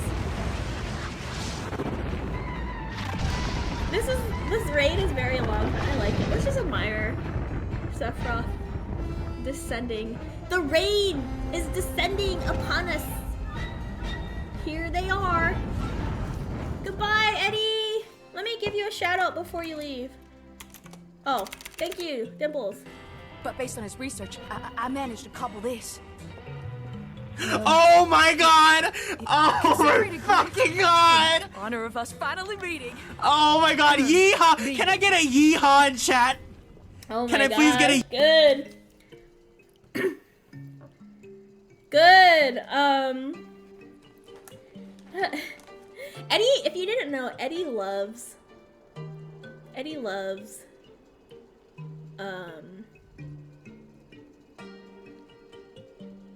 Dante. I don't know why I forgot.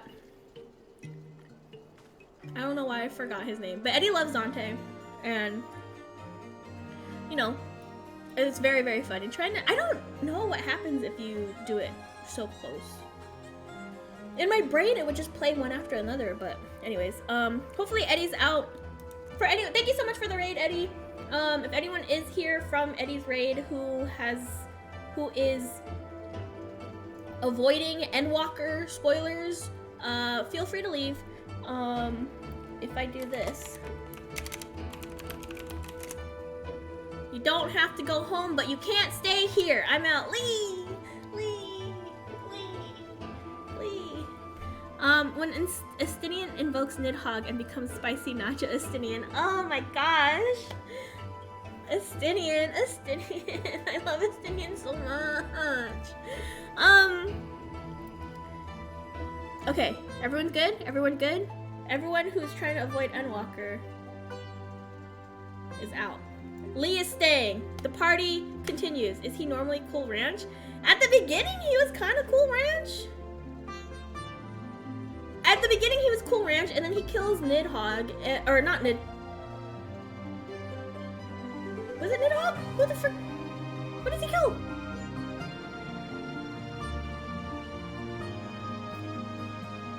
Anyways, he was Cool Ranch, and then he became regular like cheesy, whatever.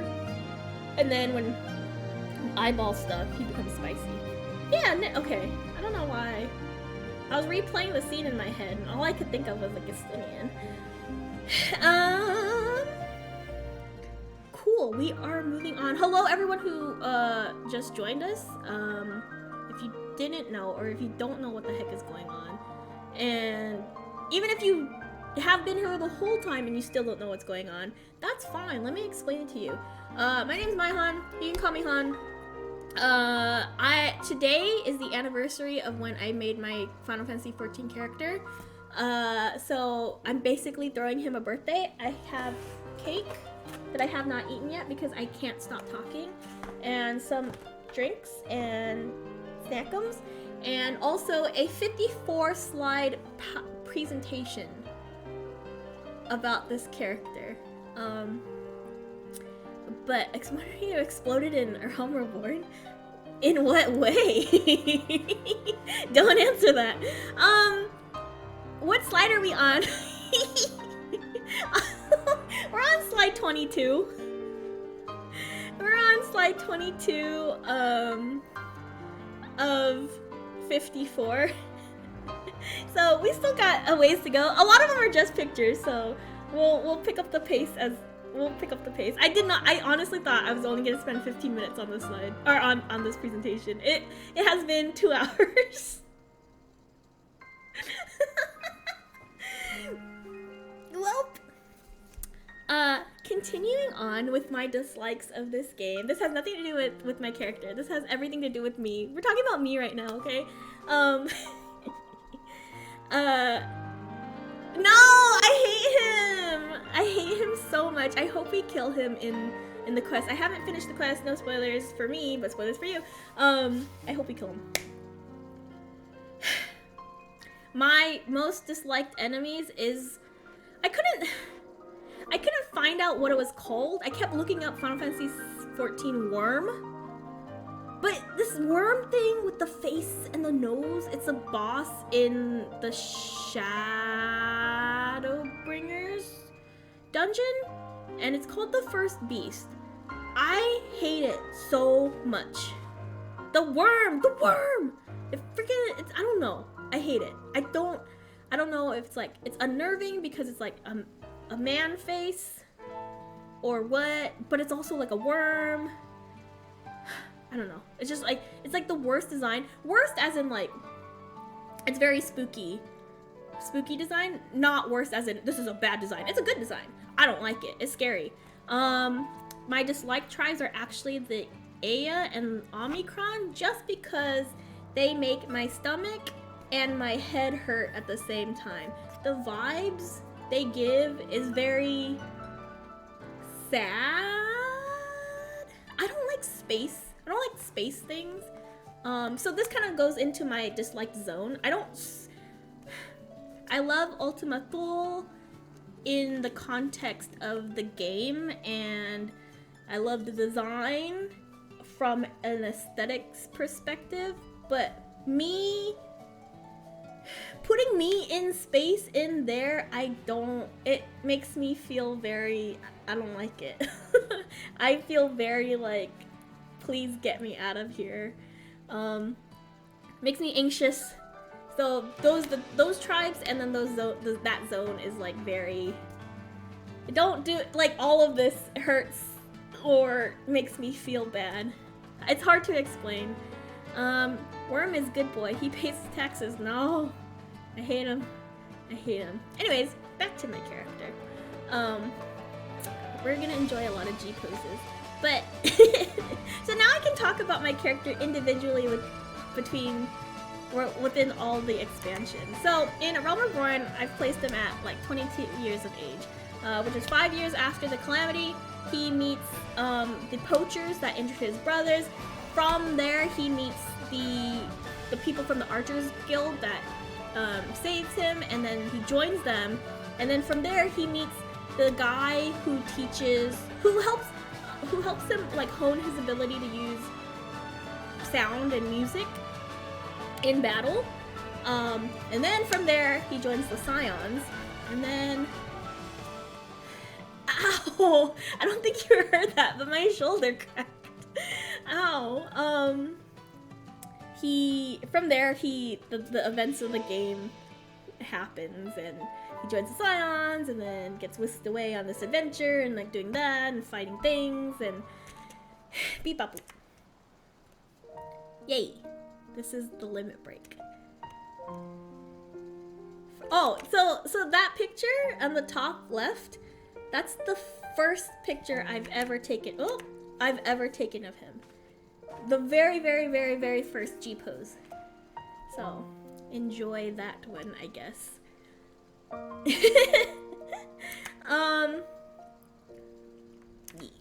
So in Heavensward, which takes place immediately after the events of A Realm Reborn, still the same age, this is when he really starts to peachy pose. Because he's a baby. This is when he really starts to kind of like understand like the world like at large. Because growing up, like his family is kind of like all he knows and stuff like that. And so with the events that happen in Heavensward, he kind of gets like a first-hand glimpse. What am I trying to say? He understands it firsthand about how like power can get corrupted and stuff like that. And so with up to the point where Horshima, which is my favorite character, I freaking love him. Every time I think about him, I get so sad, and I get so sad and happy at the same time. Just because he would want that for me. That's when Agito is really kind of absorbing and understanding his role as like the Warrior of Light. Just because like Horshima admires like the Warrior of Light so much, and it didn't like weigh, that title didn't like weigh anything to him until after that point. And so that happens, and then he's sort of adopted by Papa Forton, and he hangs out with them all the time, and they pick on Amanelaine all the time. Good morning, everyone, except for Amanelaine. And because of like all the events with losing Horshmont, losing Izael and stuff, and like the dragons and things like that, he gains like that new perspective of like what being a hero actually is, and that's when he starts helping to learn. That's when he starts to help the firmament rebuilding and like all that stuff. Yeah, so I wrote notes. So he is super eye-opening for him, and because before it was either just like him and his family, or him helping the Scions and just kind of like going with what Alphino says and Minfilia, and he's just like, okay, whatever. And then this is when he's just like, like hero time. So Heaven's Word is when he just like starts to take it more seriously. More pictures, beep bop boop. Stormblood. So probably by this time it's been like a year. In Stormblood, you visit the continent of Authard, and that's where Nagsha was, and so he kind of returns home. In a sense, like the cultures start to become like a little bit more familiar, and so does like the terrain and stuff. There's like just a lot of like familiarity, even though he may not have visited these places exactly. There's just like that sense of it, and he kind of like stops feeling like an outsider and becomes a little bit more comfortable with his skin. Him being the warrior light becomes more like known, so people kind of like adjust to him and his like sensibilities and stuff like that. And this is probably during this time in the game, this is when I started playing with other job classes the most, and so in my brain this is where he's like training more, learning different styles of combat to kind of just like gain like more knowledge with his main stuff. And then he also meets Xenos and Asahi, and that's when he realizes that like there are people who don't like his cause, right? Like Garlemald or whatever, right? Or like there are people who are against what he is for. But this is when he kind of starts to realize that there are people who are against him as a person, if that makes sense. Like he is the enemy, not just because of the stuff that he believes in or whatever, or he's fighting for. He is now the enemy because he is him. I don't know if that makes sense at all, but whatever. More pictures! And then now we get to Shadowbringers. So, I like to think that like a whole year passes. I don't remember if they addressed it in the game, but like I like to kind of like close to a year passes on the source, but when you're on the first, it's only like a couple months or something like that. But maybe barely even that, like a couple weeks. Things happen fast, but people are just like hoping that you're okay when you're in the other dimension. So he spends a lot of this expansion trying to reunite with his friends who get gotcha'd onto the first, and especially since he's so used to depending on them, and he sympathizes with Ardbert Ola, who wants to like kind of like save his world and his friends and stuff like that, and being in Ardbert and being in that weird limbo, he didn't get to like talk to anyone, and so so that relationship was like very, very strong, just because they were like very similar, even though like the situation was very different. And like in A Realm Reborn, this is when he kind of like is more eye-opening, more explory kind of thing. And that's just me. That's the vibe I got just from playing from like, so A Realm Reborn was just like, ooh, new world, and then Heaven's Word was very like intimate situation, oh no, Ishgard, and then Stormboy's like, oh my gosh, all the resistance stuff over there, and then Shadowbringers opens it up again, so that's kind of like the same vibe that I got. And then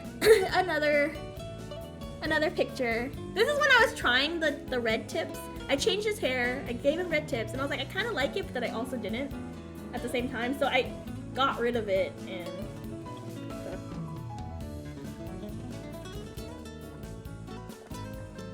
how's everyone doing? How are you doing tonight? I can't believe we've been at this for 2.5 hours. I hope you're hydrated and relaxed. We're on slide 32. We're getting there. So in Endwalker, he's maybe like 2 years has passed. I don't know. I'm flexible with it. It's the situation where it's like there's different alternatives that are all right to me, where it's just like he didn't age at all and he aged sometimes and stuff like that. Oh my gosh. That means Nikki, you have to make a crisp one, and then Library Farah, you have to make a stern rail one, and everyone should get one. Everyone should do one. Canva.com. We should have a night where we all do this and get to learn about your characters. I'm so down for it. Hint. Let's go. But yeah, so Endwalker, Agito begins to act more like independently, even though a lot of Endwalker is everyone kind of coming together. He's calling the shots more now, even though a lot of it was Alphino. Dude, we should plan a night. Well, let's do it. I'm so down. I would buy chicken wings. I still haven't had chicken wings since the last time I talked about chicken wings. A Wingstop is right there, but I hurt my foot. I hurt my ankle, and I can't justify driving there just because it's next door. But I can't walk there because I hurt my foot. And yesterday, I was feeling better, but then I kicked something really bad, and then it started hurting again. Shalor! I would, but Don Mikote is delusional, so it would be hard to describe his story. I think there's a way. You can figure it out. I think you can figure it out. I believe in you. I'd be so down. We should all do it. Oh, okay, so I changed his hair, so I think it's a more mature look. I remember when I was trying to decide if I wanted to change his hair or not. I was having like a crisis, because I'm just like, he looks so much older. And honestly, I'm glad that I did that, because the vibe of going through Endwalker with that feeling, it just worked. And I was actually inspired to change his hair because Risa, or Gay Trash Baby, changed her character's hair. And I was like, ooh, I'm gonna try it. And then I did it, and I was like, oh man, this is a look. But during the events of Endwalker, he... May your heart be your guiding key.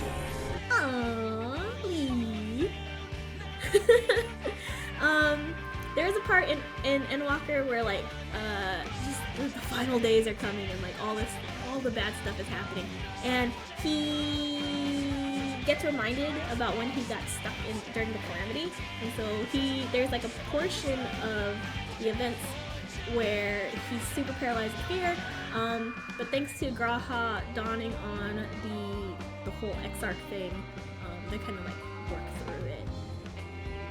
At the very, very end of Endwalker, there's that part where he like lets go of the teleporter, and then Alice is just like, "What the frick are you doing?" For me, or for me, him, us, whatever. That was like super important. I really like that moment for him, because it was him making a decision for himself. It was him not depending on anyone, and like just feeling so like sure of himself for it, and I super like that. And then the events of Endwalker happen, and then everyone has like a good time because it ends good. And then there's more pictures. But did he give Xenos acceptance at long last? So in mine, so I was playing with two ideas, because when me and my free company were talking about it, so there exists in in my brain, exists a version of the story where it is how the events play out in the game, where it's just Akiko and Xenos. I really wanted to walk away, but I didn't. And as I was getting through the game, I could not accept that he punched Xenos until they all died. I don't think that's how it would have played out if I had anything to do with it. So now there exists a different thing in my brain where my FC was also there. And so the characters that ended up doing the punch out was not him, was not Akiko. I think he got like knocked out or something. I think Sternreal said she got knocked out, but then she got up again, and then suffered again. I don't know the words to that song. Yeah.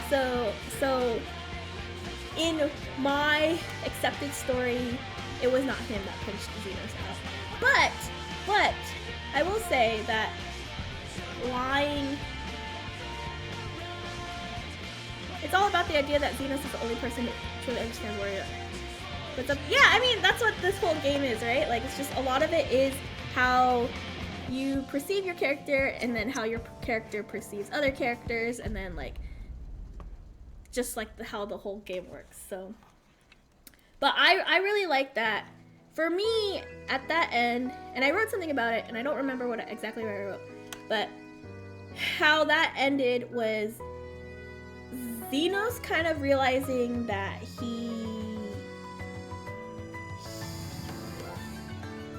that the Warrior of Light is kind of just like that way, and what Xenos was looking for, Xenos accepted what he was looking for, he wasn't gonna find.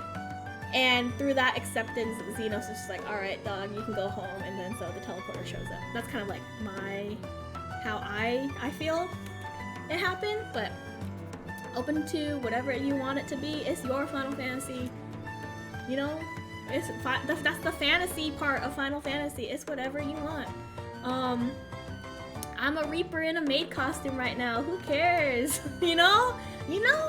But I really like the idea that all of the FC was there. And then that kind of changed my perspective on how what Xenos was motivated by, and it wasn't motivated by me as a singular person, but the FC as a unit. And I don't know. I like that a lot. You need your bestie. I kind of like that, like, you don't actually super know. So you can't, like, there is a version where Xenos does come back, and then there's a version where he doesn't, and that's pretty cool. So, where is he now? I don't know. So Endwalker happened, and all the Scions are like, oh, well, we're gonna go our separate ways, but we're not really disbanding. But don't everyone walk away. Don't everyone walk away at the same time, at the same place, because then it's just a continuation of the parade. Just go your separate ways, and then the joke that we have is, because I set his title as Bug Boy, and I don't super know what that means, but it's pretty funny that the idea that, like, when at the end they go, no, a Bug Boy can be an apprentice jockey, but let me tell you what Bug Boy means to me. When they ask, like, oh, what is the Warrior Light gonna do? He's just like, I'm gonna collect bugs now. And that was like the joke, but like I think I'm gonna run with that, where it's just like, he may not necessarily go around collecting bugs, but he's definitely learning to appreciate nature more, be in nature, kind of like go back to his roots, and like just like that kind of like lifestyle. But at the same time, I think he definitely enrolled in Charlian so he can learn how to read. And like other things too, you know? But definitely slept a lot. I would be very tired if I was him. The red tips are back. They weren't there before, but the red tips are back. And I put freckles on him now, and I think they're super cute. What do you think? Do you like his freckles or no? This is the picture that I took while I was making this PowerPoint. All the other pictures existed before. Man, you know, like, I think as a bug boy, because I hated the worm so much, maybe as a bug boy, maybe he doesn't collect bugs. Maybe he just goes like, that's a bug. Maybe he's a bug identifier. And because the actual worms are way better than the creepy, gross blasphemy worms, you know?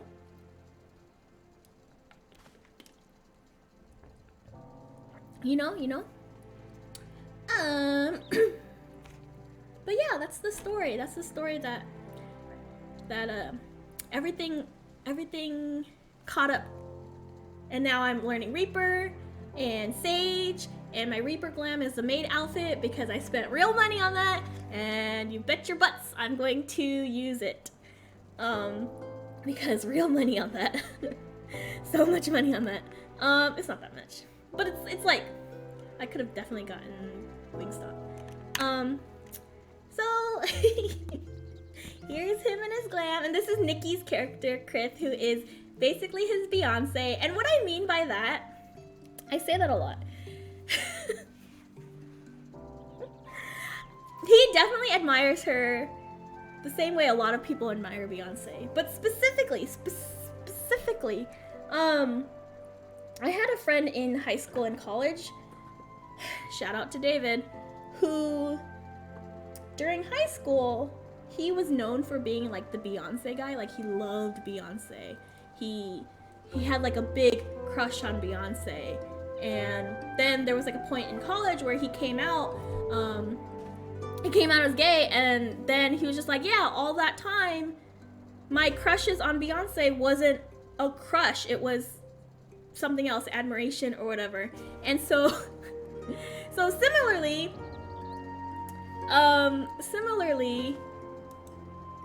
that is, Chris is his Beyonce, where it's like his admiration seems crush-like, but it's not romantic. It's definitely admiration. She looks good in a bunny suit. She looks good with a bunny suit with wings. Chris though,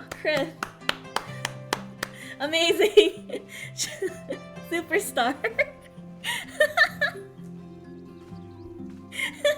That's Nikki's character. Look at her. Oh man. Chris is iconic. Everyone loves her. I've seen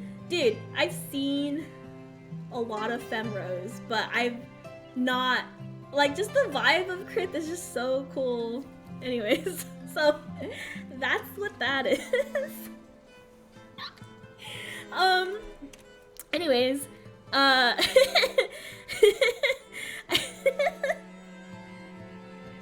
this next slide. Are we ready for this next slide? I understand the Beyonce thing so much better now. Yeah, I'm glad. It's a crush, but it's not a crush in the same way. That being said, I don't think I have to explain this one. This just happened. This wasn't on purpose, but I guess it's true. I guess that's just how the world works. I don't know. I don't need to explain this. Except say that I love being able to manipulate lighting in G-posing. I have to eat this, otherwise it's gonna be annoying. Alright. Self-explanatory. Don't need to say much. So going into his relationships. So we have the Scions, we have the twins, Ida, Papalimo, all that stuff. He definitely met Ida and Papalimo first.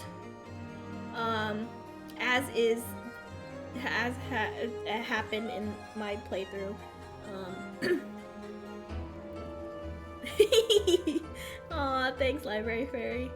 I think Y'shtola is the one that like kind of takes care of him a lot. She's definitely the like he didn't order pickles person to him. He relies on the twins a lot, but they rely on him a lot too. He's definitely like that big brother vibe to them. He would definitely pick them up from school. He would fight their bullies, sign permission slips for them, you know, when they couldn't get freaking Fortuno to do it. Stuff like that. That's the kind of relationship. I think Thancred respects him, but they don't have like a strong relationship compared to the others. I think it's very much like Thancred's the dad uncle friend, and Agito's the weird neighbor. You know, like I think that's kind of like their relationship. But still like super dependable. Urianger likes Agito because Agito's like a good listener, and so Urianger will go off and spouting whatever, and then Agito doesn't understand a lot of it just because Urianger, like, what are you saying? but sometimes it's just like he's just there to like spend quality time with Urianger, even though like no real communication is happening, there's like a vibe communication happening, you know, a vibe connection. Obviously Minfilia, I think, likes him the same for Warrior of Light reasons, like, oh, you're our savior, and beep bop boop bop boop. Then there's Graha, which stand by. And then Estinian, of course, Estinian loves him. Estinian loves everyone. I love Estinian. Who doesn't like Estinian? In my headcanon, the retainers are also Scions. My retainers, I have 2 retainers, and their names are Ephon, because French, fake French. Stop your reflexes! Oh my gosh. Wow, I'm a newbie. With that raid, here it comes.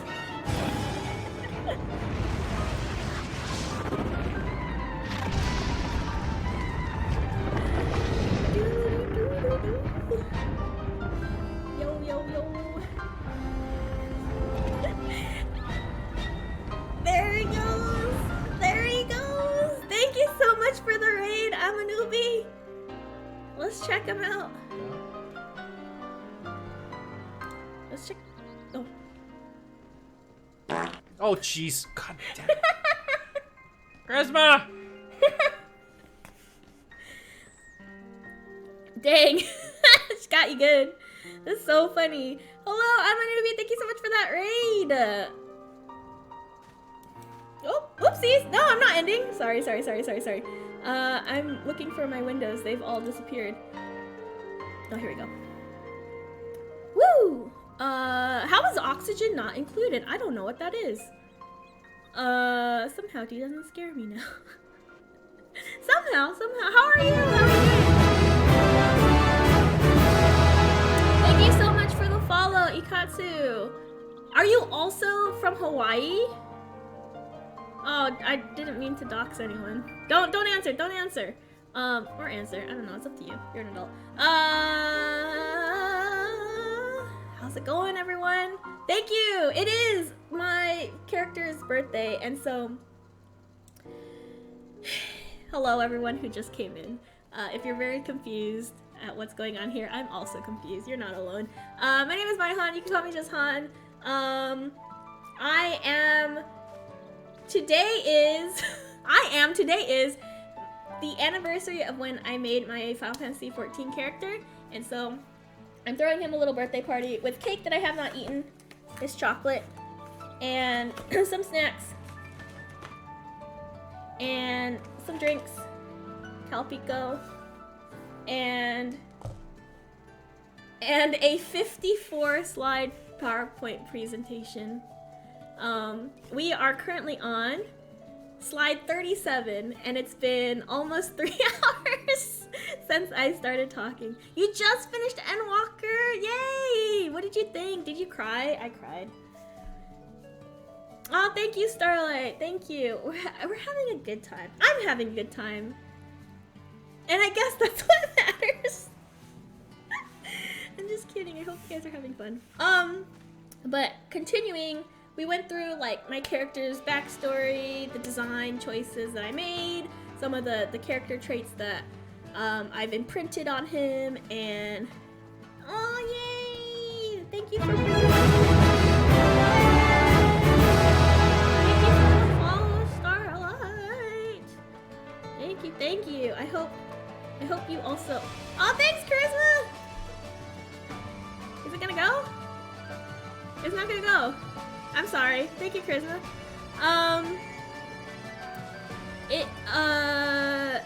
Hello. I hope you all are having a good time. I do Endwalker spoilers, so if you're not caught up, you can leave. You can get out of here. You're uninvited. I'm just kidding. But yeah, so I am gonna get into some, or there are some spoilers. If you don't care, then hang out. If you care, then goodbye. But yeah, so I got through like the character design choices, character trait choices, some of the stuff that I liked about the game, about his history, how I interpreted him going through the expansions, and now I'm talking about his relationships with the different characters, and going into it with my retainers. In my brain, they are Scions. They are Scions that their specific mission goals, tasks. Their tasks are to help him with like getting supplies and like selling the objectives. Yes, thank you, Lee. See, words are hard, but you're good at it. You know, some of the treasures that he brings back, like they're selling it, they're helping him. And so my retainers are Effon, which French, and Umon. That's them. I'll talk about them in a little bit. In Heavensward, he does basically get adopted by the House Platon and helps Brancel with the firmament. You know, like, Horsefant is one of my favorite characters ever. The reason why I talk about Estinian more than Horsefant is just because Horsefant, it doesn't have camera time anymore for reasons. So, but I think Horsefant was like one of his greatest friends. I think, other than the Scions, which were pretty like, the Scions can get pretty like co-worker-esque, even though they're family. They started off as co-workers, and I think Horsefant, even though Horsefant was sort of like asking for help, that's like his kind of like first friend, like real friend. Like I said, he grew up mostly only knowing his family, so that's a thing. And I think, because of the events of A Realm Reborn and like people betray freaking Ilberd and like all this stuff, betraying the Crystal Braves, it introduced like kind of like new feelings, new emotions to Agito. And so with the Dark Knight quests, that's what really helped him kind of like identify those emotions and kind of utilize them. So with Riol and Sidurgu and Frey and like all that stuff, that's kind of like what his relationship with those characters are. In Stormblood, I think his biggest, like the biggest people that he like gains a relationship is weird, just because like Xenos and Asahi are clearly his enemies, but you know what I'm trying to say is like these are characters of note in his life through Stormblood. And so for me, Xenos is an interesting character because he's like obsessed with the Warrior of Light. And so for me, that obsession stems from like this like inexplicable like hatred for Agito. I'm gonna explain something very strange. And I don't know how I will be perceived afterwards, but here we go. Uh-oh. You know when you see a baby and the baby starts crying and then you kind of go like that to kind of get them to cry more? Not like on purpose, but kind of on purpose. And you just go like, rather than like, oh, shush baby, you just go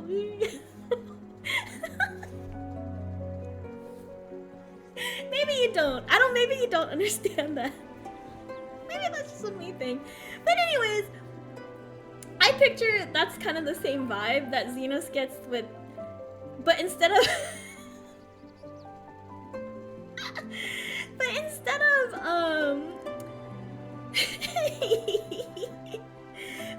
like this, like, oh, like a baby, oh, a cute baby teasing kind of thing, it's like for Xenos it's actual like hatred. It's actual hatred. He wants Agito to cry. He wants him to like, I don't know, he's like simultaneously so irritated and so fascinated by him at the same time. It's just like, how could someone like that be so strong and so like the chosen one or whatever? And so that's where Xenos' obsession comes from, and he just doesn't understand, like, for him, like, Agito just, like, he can't speak, he won't speak, and his whole thing is just, like, Xenos is like, I'm gonna make him scream. That's, like, his goal. And that's the vibe. And so Asahi hates that Xenos is so obsessed with him. So Asahi's definitely, like, jealousy. And so that's weird. Like I mentioned in the other slide, it's just like, this is when he kind of like realizes that like people don't like him. Not the group, not the whatever, it's people don't like him. Everyone leaves. Hello? Not like that, but maybe. I'm just kidding. Or am I? But yeah, like that's their thing. For Shadowbringers, definitely boyfriend vibes. I just find it really hard to not ship the Graha sometimes. It's hard to Graha, it was written in a way that was just like, it's so like magnetic to the Warrior of Light, where I'm just like, they're definitely boyfriends. In your story, Graha and your Warrior of Light definitely together. Oh, I don't think Reisna was here at the time, but I was saying how like there exists in my brain different versions of the story where it's like in this compartmentalized version, Graha and Agito are definitely boyfriends, but in any interaction that Cersei has with Agito, that's not a thing. That does not exist. That timeline or whatever does not exist because Cersei and Graha is so strong in my brain where it's like that takes precedence. So I have different versions of whatever, and I just pick and choose whatever I feel like. And so yeah, so that's the thing. For the Endwalker expansion, the Elbis gang is probably like the one that like, that's like his like key, those are his key relationships, but I'm still kind of absorbing it, and so I don't really have like a headcanon, but maybe next year or something. They definitely love him, but who doesn't? I did the same thing with other friendships too. Yeah, it's just, I don't know, it's fun. Why do you have to choose when you can have it all, you know? Oopsies. So back to my retainers. So everyone gets to be right. Yeah, exactly. So Effon and Umon are retainers, and they're twins. They're also twins. So Agito has twin sisters. There's Alphino and Alize, and then now his retainers are also twins. There are Scions, and their whole tasks, objectives, goals, or whatever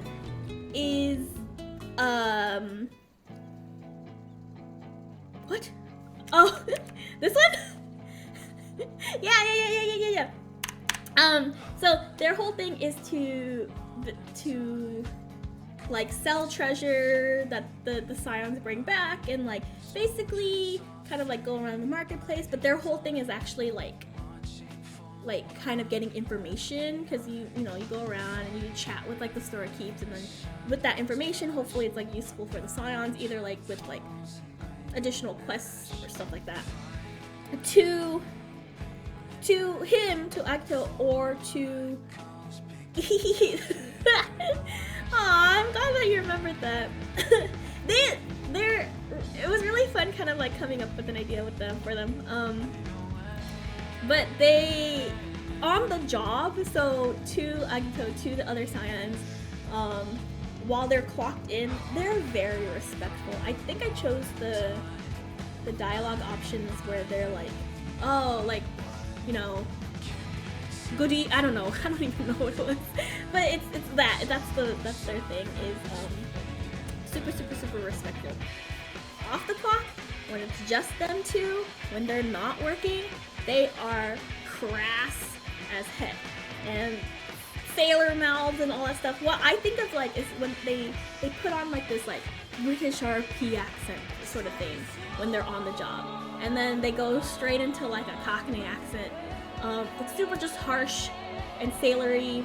And how I described it to myself is like very British, like Dee and Dennis from It's Always Sunny in Philadelphia. They're twins, and I don't know, it's just, that's like really fun for me to think that in this universe there is like a on the clock and off the clock kind of, you know, like retail voice, and not, that's the thing. That's them too.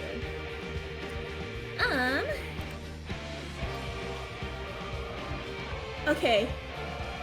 Wow, the timing of this presentation and the timing of this stream, I think I'm going to end like pretty on the dot.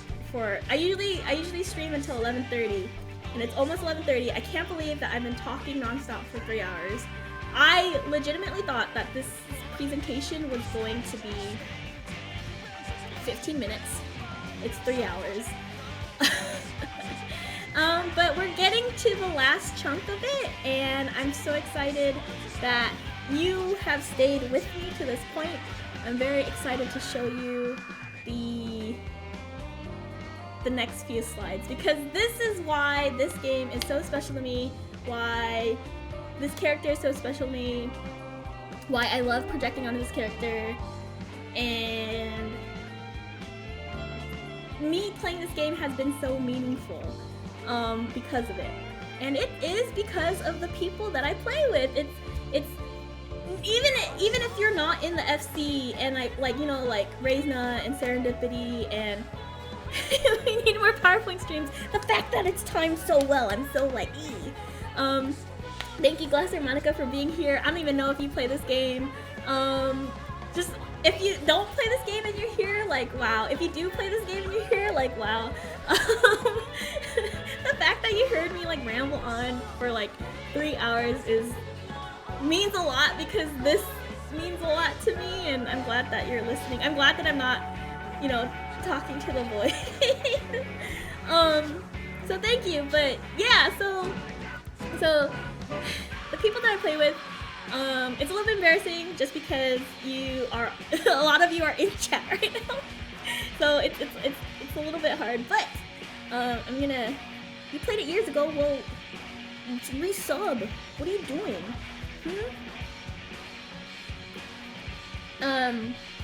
But yeah, especially because of the pandemic. But that's the thing.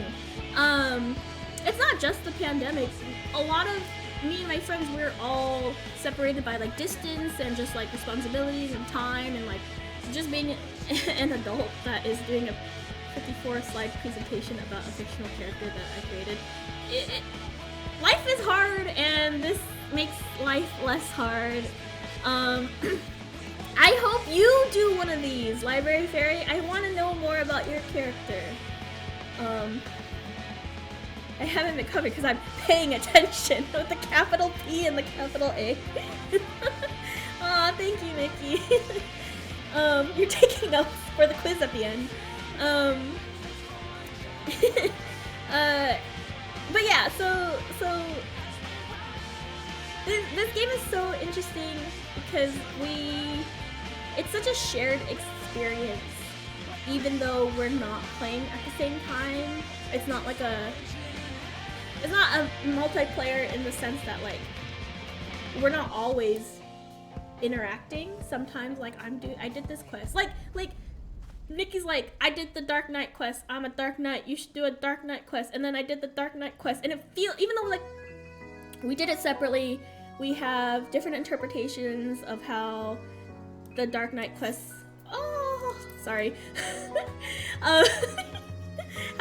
how we absorbed that story is different. It's different for us, it's different for our characters, but the shared experience is like really what makes it, and it's really amazing. Honestly, I don't know, I haven't played a lot of MMO, or I haven't played any other MMO, so I don't know if it's like that, but it's just really special for me. And so are the people I play this game with. Like, it's you know, it's not silly to say, it's hard to say out loud, but in the context of the game and the story and maybe like the RP elements for it, I could tell he's like nothing without his friends, right? Like from A Realm Reborn, he was like so dependent on the Scions / the Asterians. The Asterians is the FC. In the same way that like I'm also nothing without my friends, you know what I mean? Like it's just everyone. I don't know how to explain it well. It's just we are all we go together is basically what I'm trying to say. It's just, my experiences, Agita's experiences, they're all built with other people, around other people, but all of these people are like people that I like super care about. And so we have like we played so much of this game together, and except for Docta. Like Docta is an example of someone who we did not know, and I'm just gonna air out our dirty laundry. Docta we did not know, and we queued up for the same trial, and it was like 1 a.m., which means it's like a lot later for him, and it was only us, and we were trying to find healers because we had to go into this trial with like 8 people, but there's only 6 of us, and we were all like, dude, it's late, we gotta quit, we gotta go to sleep, we have work tomorrow. But there was like 6 of us, and there was 5 of us, and then there was one Docta. So if we quit the queue, he would be by himself, and like we didn't want to do that to him. Eventually we got in, and it was like a very wild like thing, but I'm sorry for stalking you. I found him. I found his socials, and then we started talking, and then one day I was just like, oh, you have an FC, and then he joined our FC, and then now we have like regular like map nights together, and and it's been so much fun, and like that's what I mean by like it's just like an interesting experience, and like even though like it's a game, it's still real, you know what I mean? Like us hanging out is real, and having these adventures and having fun and like crying together, that's all real, even though like the situation isn't. I don't know if that makes sense, but the power of friendship. But yeah, so we have like an inside joke because we do so much together, and we do so much silly stuff together that makes it so much fun. Our inside joke is like, it's those people from Master again, because when we all hang out and we do weird things, it was kind of the idea of like, what are people thinking if they see our group? Because you can kind of tell that we're all from the same group with our little tags and stuff. So it's just like, what's going on?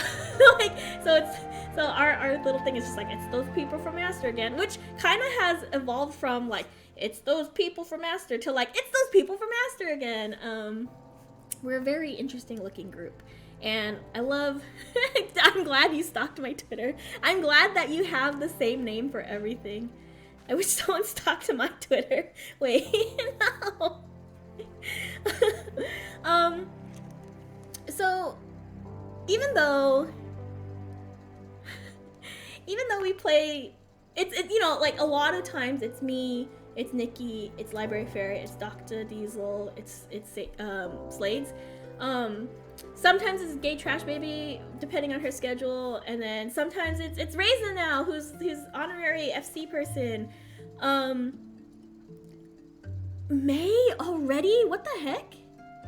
What? It doesn't make sense. Time doesn't exist.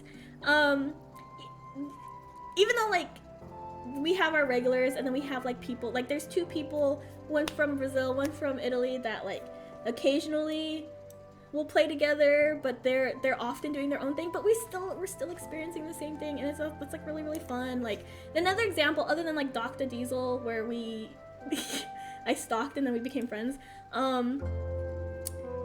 we met like more people, like Crystal Lee is someone who we met randomly in a dungeon, and she was having connection issues, and we were just kind of like, I don't even know what we were doing, but then we became friends. And then there was one day she was like, oh, do you guys want to take pictures of chickens together? And then we're like, yeah, let's do it. And so we took pictures as chickens together, and like it's so like I met so many people through this game, and I reconnected with people through this game, and like got closer with people to this game. And it's just like like we just do a lot of like the same, like I don't know, we just do a lot of silly things. We're either playing this game like as intended, whatever that means, or like not playing the game at all. Sometimes, like the other day, me and Doc, we were like logged in, dressed as maids, standing on a rock, and we were just like talking about Gilmore Girls. Like that's like stuff that you would do in real life, you know? Sit on top of rocks in a maid costume and talking about Gilmore Girls. It's those people from Aster. Look at all those chickens. I can't believe I failed to make this joke. J Triumph, where were you?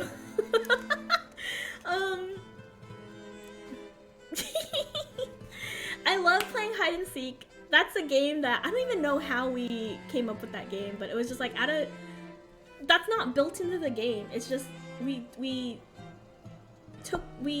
used the environment and we created our own game.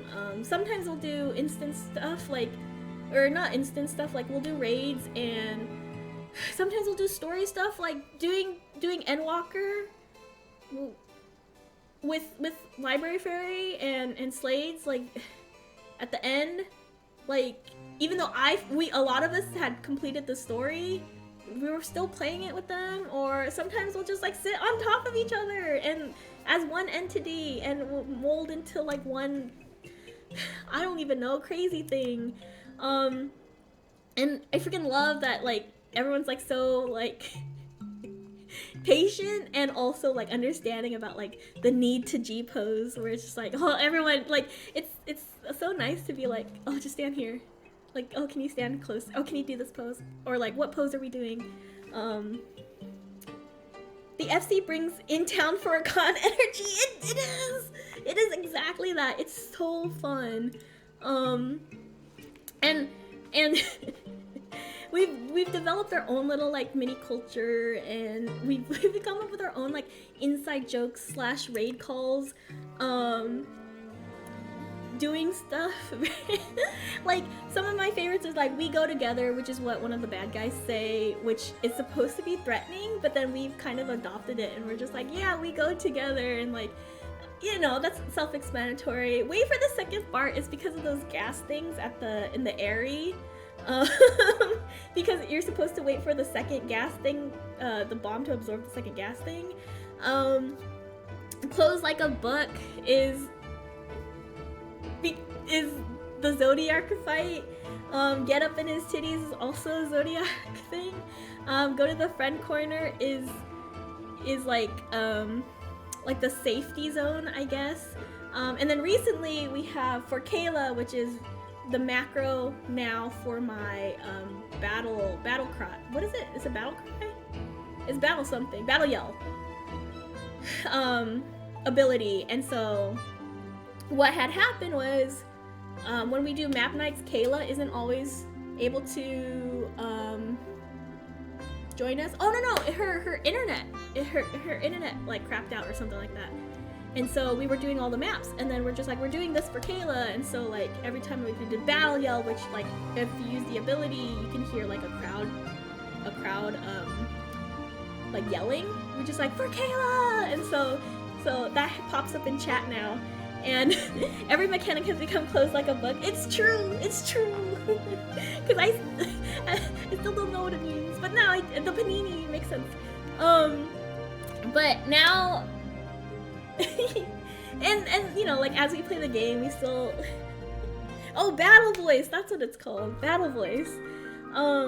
We're still coming up with new ones just because like we're still playing the game together and we're experiencing even like the old stuff, like we're just experiencing new things, these inside jokes or whatever. But the recent one has become my new favorite one, which is just and that's all I'm gonna say about that. I'm just gonna leave it at that. But yeah, so even though like there's all these everyone's online. You don't understand, Lee. But because the thing is that we don't understand. I'm just gonna leave it at that. But yeah, so like there's people in chat that like I play this game regularly, but there's also people from like the FC that like we don't talk to often, but we still have the same experiences and like we're still friends, and I still think about them and their characters, and sometimes they have like 80 characters, and like trying to weave their stories into mine or vice versa, or just like, I don't know, isn't that like kind of like life? Isn't life just like learning each other's stories and, you know, seeing how it fits into yours? I don't know. Is that too poetic? Colt deserves its own slide. Man, these are, I feel like I'm going through an album and just like, remember the good old days? It's just been really nice. We all live on different parts of the world, so it's a good way to get together because of the distance. Or you know, like the I keep wanting to say panini, but it's basically the panini is being bananas and, you know, stuff and things. And the other thing is too, like I've known some of these people for like 10 years, and then there's some people like Dr. Diesel who I'm known for almost 1 year, and it's just, the vibe is good. And I guess that's how I'm just describing life and making friends, I guess. It's just been a lot of fun, a lot of good times doing whatever. And like, you know, like with every friend group, there's sometimes like the vibe isn't good, and so we've become comfortable enough to like communicate that and express that, and so that we can prevent bad times, basically, is what I'm saying. And that's been really, really awesome, because it's like having those types of friends and that type of friendship, I think, is like super important to be able to, you know, do that. And they're a group. It's weird because it's like you guys are in chat, but anyways, happy Valentine's. You guys are a group that I super like playing with a lot, and I'm so excited to play this game with you some more. And for all the people that I haven't played with yet, the people that I haven't met yet, and the people that I haven't played a lot with, I super appreciate you making this game like super special and being a part of Agito's story and helping me shape him and his character so that I can either like project or I just like enjoy his presence, I guess. Just really, it's been a lot of fun, and a lot of him is shaped by just everyone, And so that way, I feel like, even though you guys aren't online or whatever, I feel like I'm still playing with you. And this is such an interesting group. And yeah, so it's part of it is like a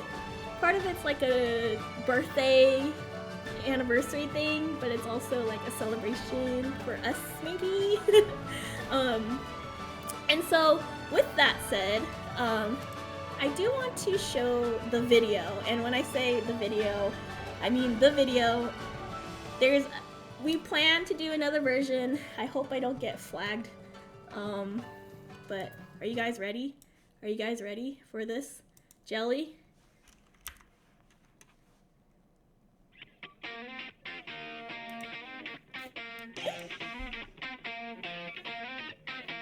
I'm gonna hide myself.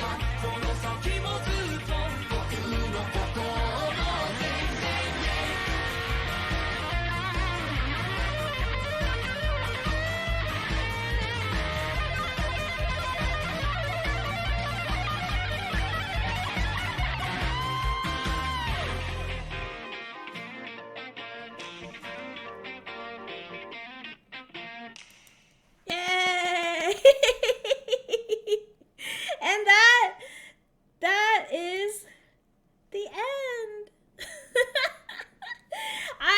I turned on my cam because I would just be like the entire time, but that's the end, and that was all freaking 54 slides.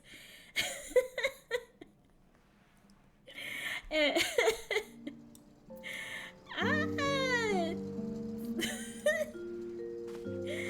oh man, that video makes me so happy because for me, that's definitely the vibe that our FC gives, and it's really silly and fun. And thank you, Nikki, for helping to do that. I'm so excited for the next version of that video where we include more of our friends and costume changes. But yeah, that's 3 hours of me talking about my Final Fantasy XIV character for his birthday. Happy name day, Agito. Get the birthday singer to make. Oh my gosh! Imagine. What would like the modern day equivalent of his name? Aaron? Ew! I don't like that. No offense to Aarons out there. Aaron's a good name. Aaron is a good name. It's weird because it's just very silly to, because his name is his name. I explained on slide 2 why. But yeah, that's it. That's the stream. I thought I was gonna play the game on stream today, but that didn't happen because I was doing this presentation. I was so worried because Canva was down, and I built this thing on Canva and I lost like half of it. So I was like half rebuilding it and half like trying to like get the stuff to work and stuff. I'm so glad that you guys liked it. I want to see your characters next, please. This is, we should definitely do it. Everyone's invited. If you have, it doesn't even have to be Final Fantasy, but we'll start with Final Fantasy. If you guys have a Final Fantasy 14 character and you guys want to make a presentation, please, I will watch it. I love learning about other people's characters. I think I learn a lot about people, your decisions and things like that. But it's been great. It's been a lot of fun. Do I go any questions? Yeah. I definitely want to do this. I want to update it once there's more like story content. I think that would be fun to kind of like revisit and stuff and see and things. Let me see if there's anyone on, because I do think it is time to end the stream. Let me see. Ton of D&D characters. Gotta make presentations for them. Let's go. Let's go. 3 more hours of Q&A. GG. Thank you, Chitra. Oh man, that's so fun. I didn't even get to wait, before I end, I have to eat this cake that has been sitting here.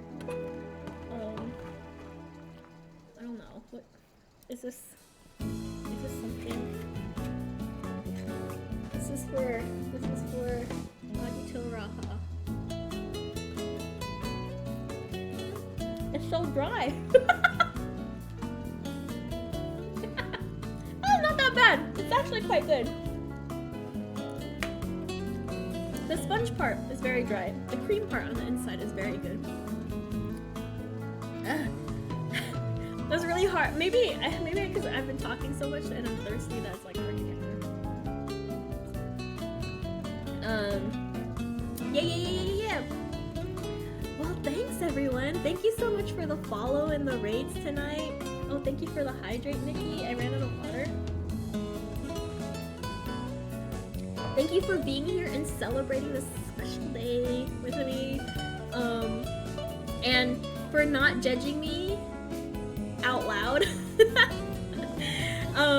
Cringe culture is dead.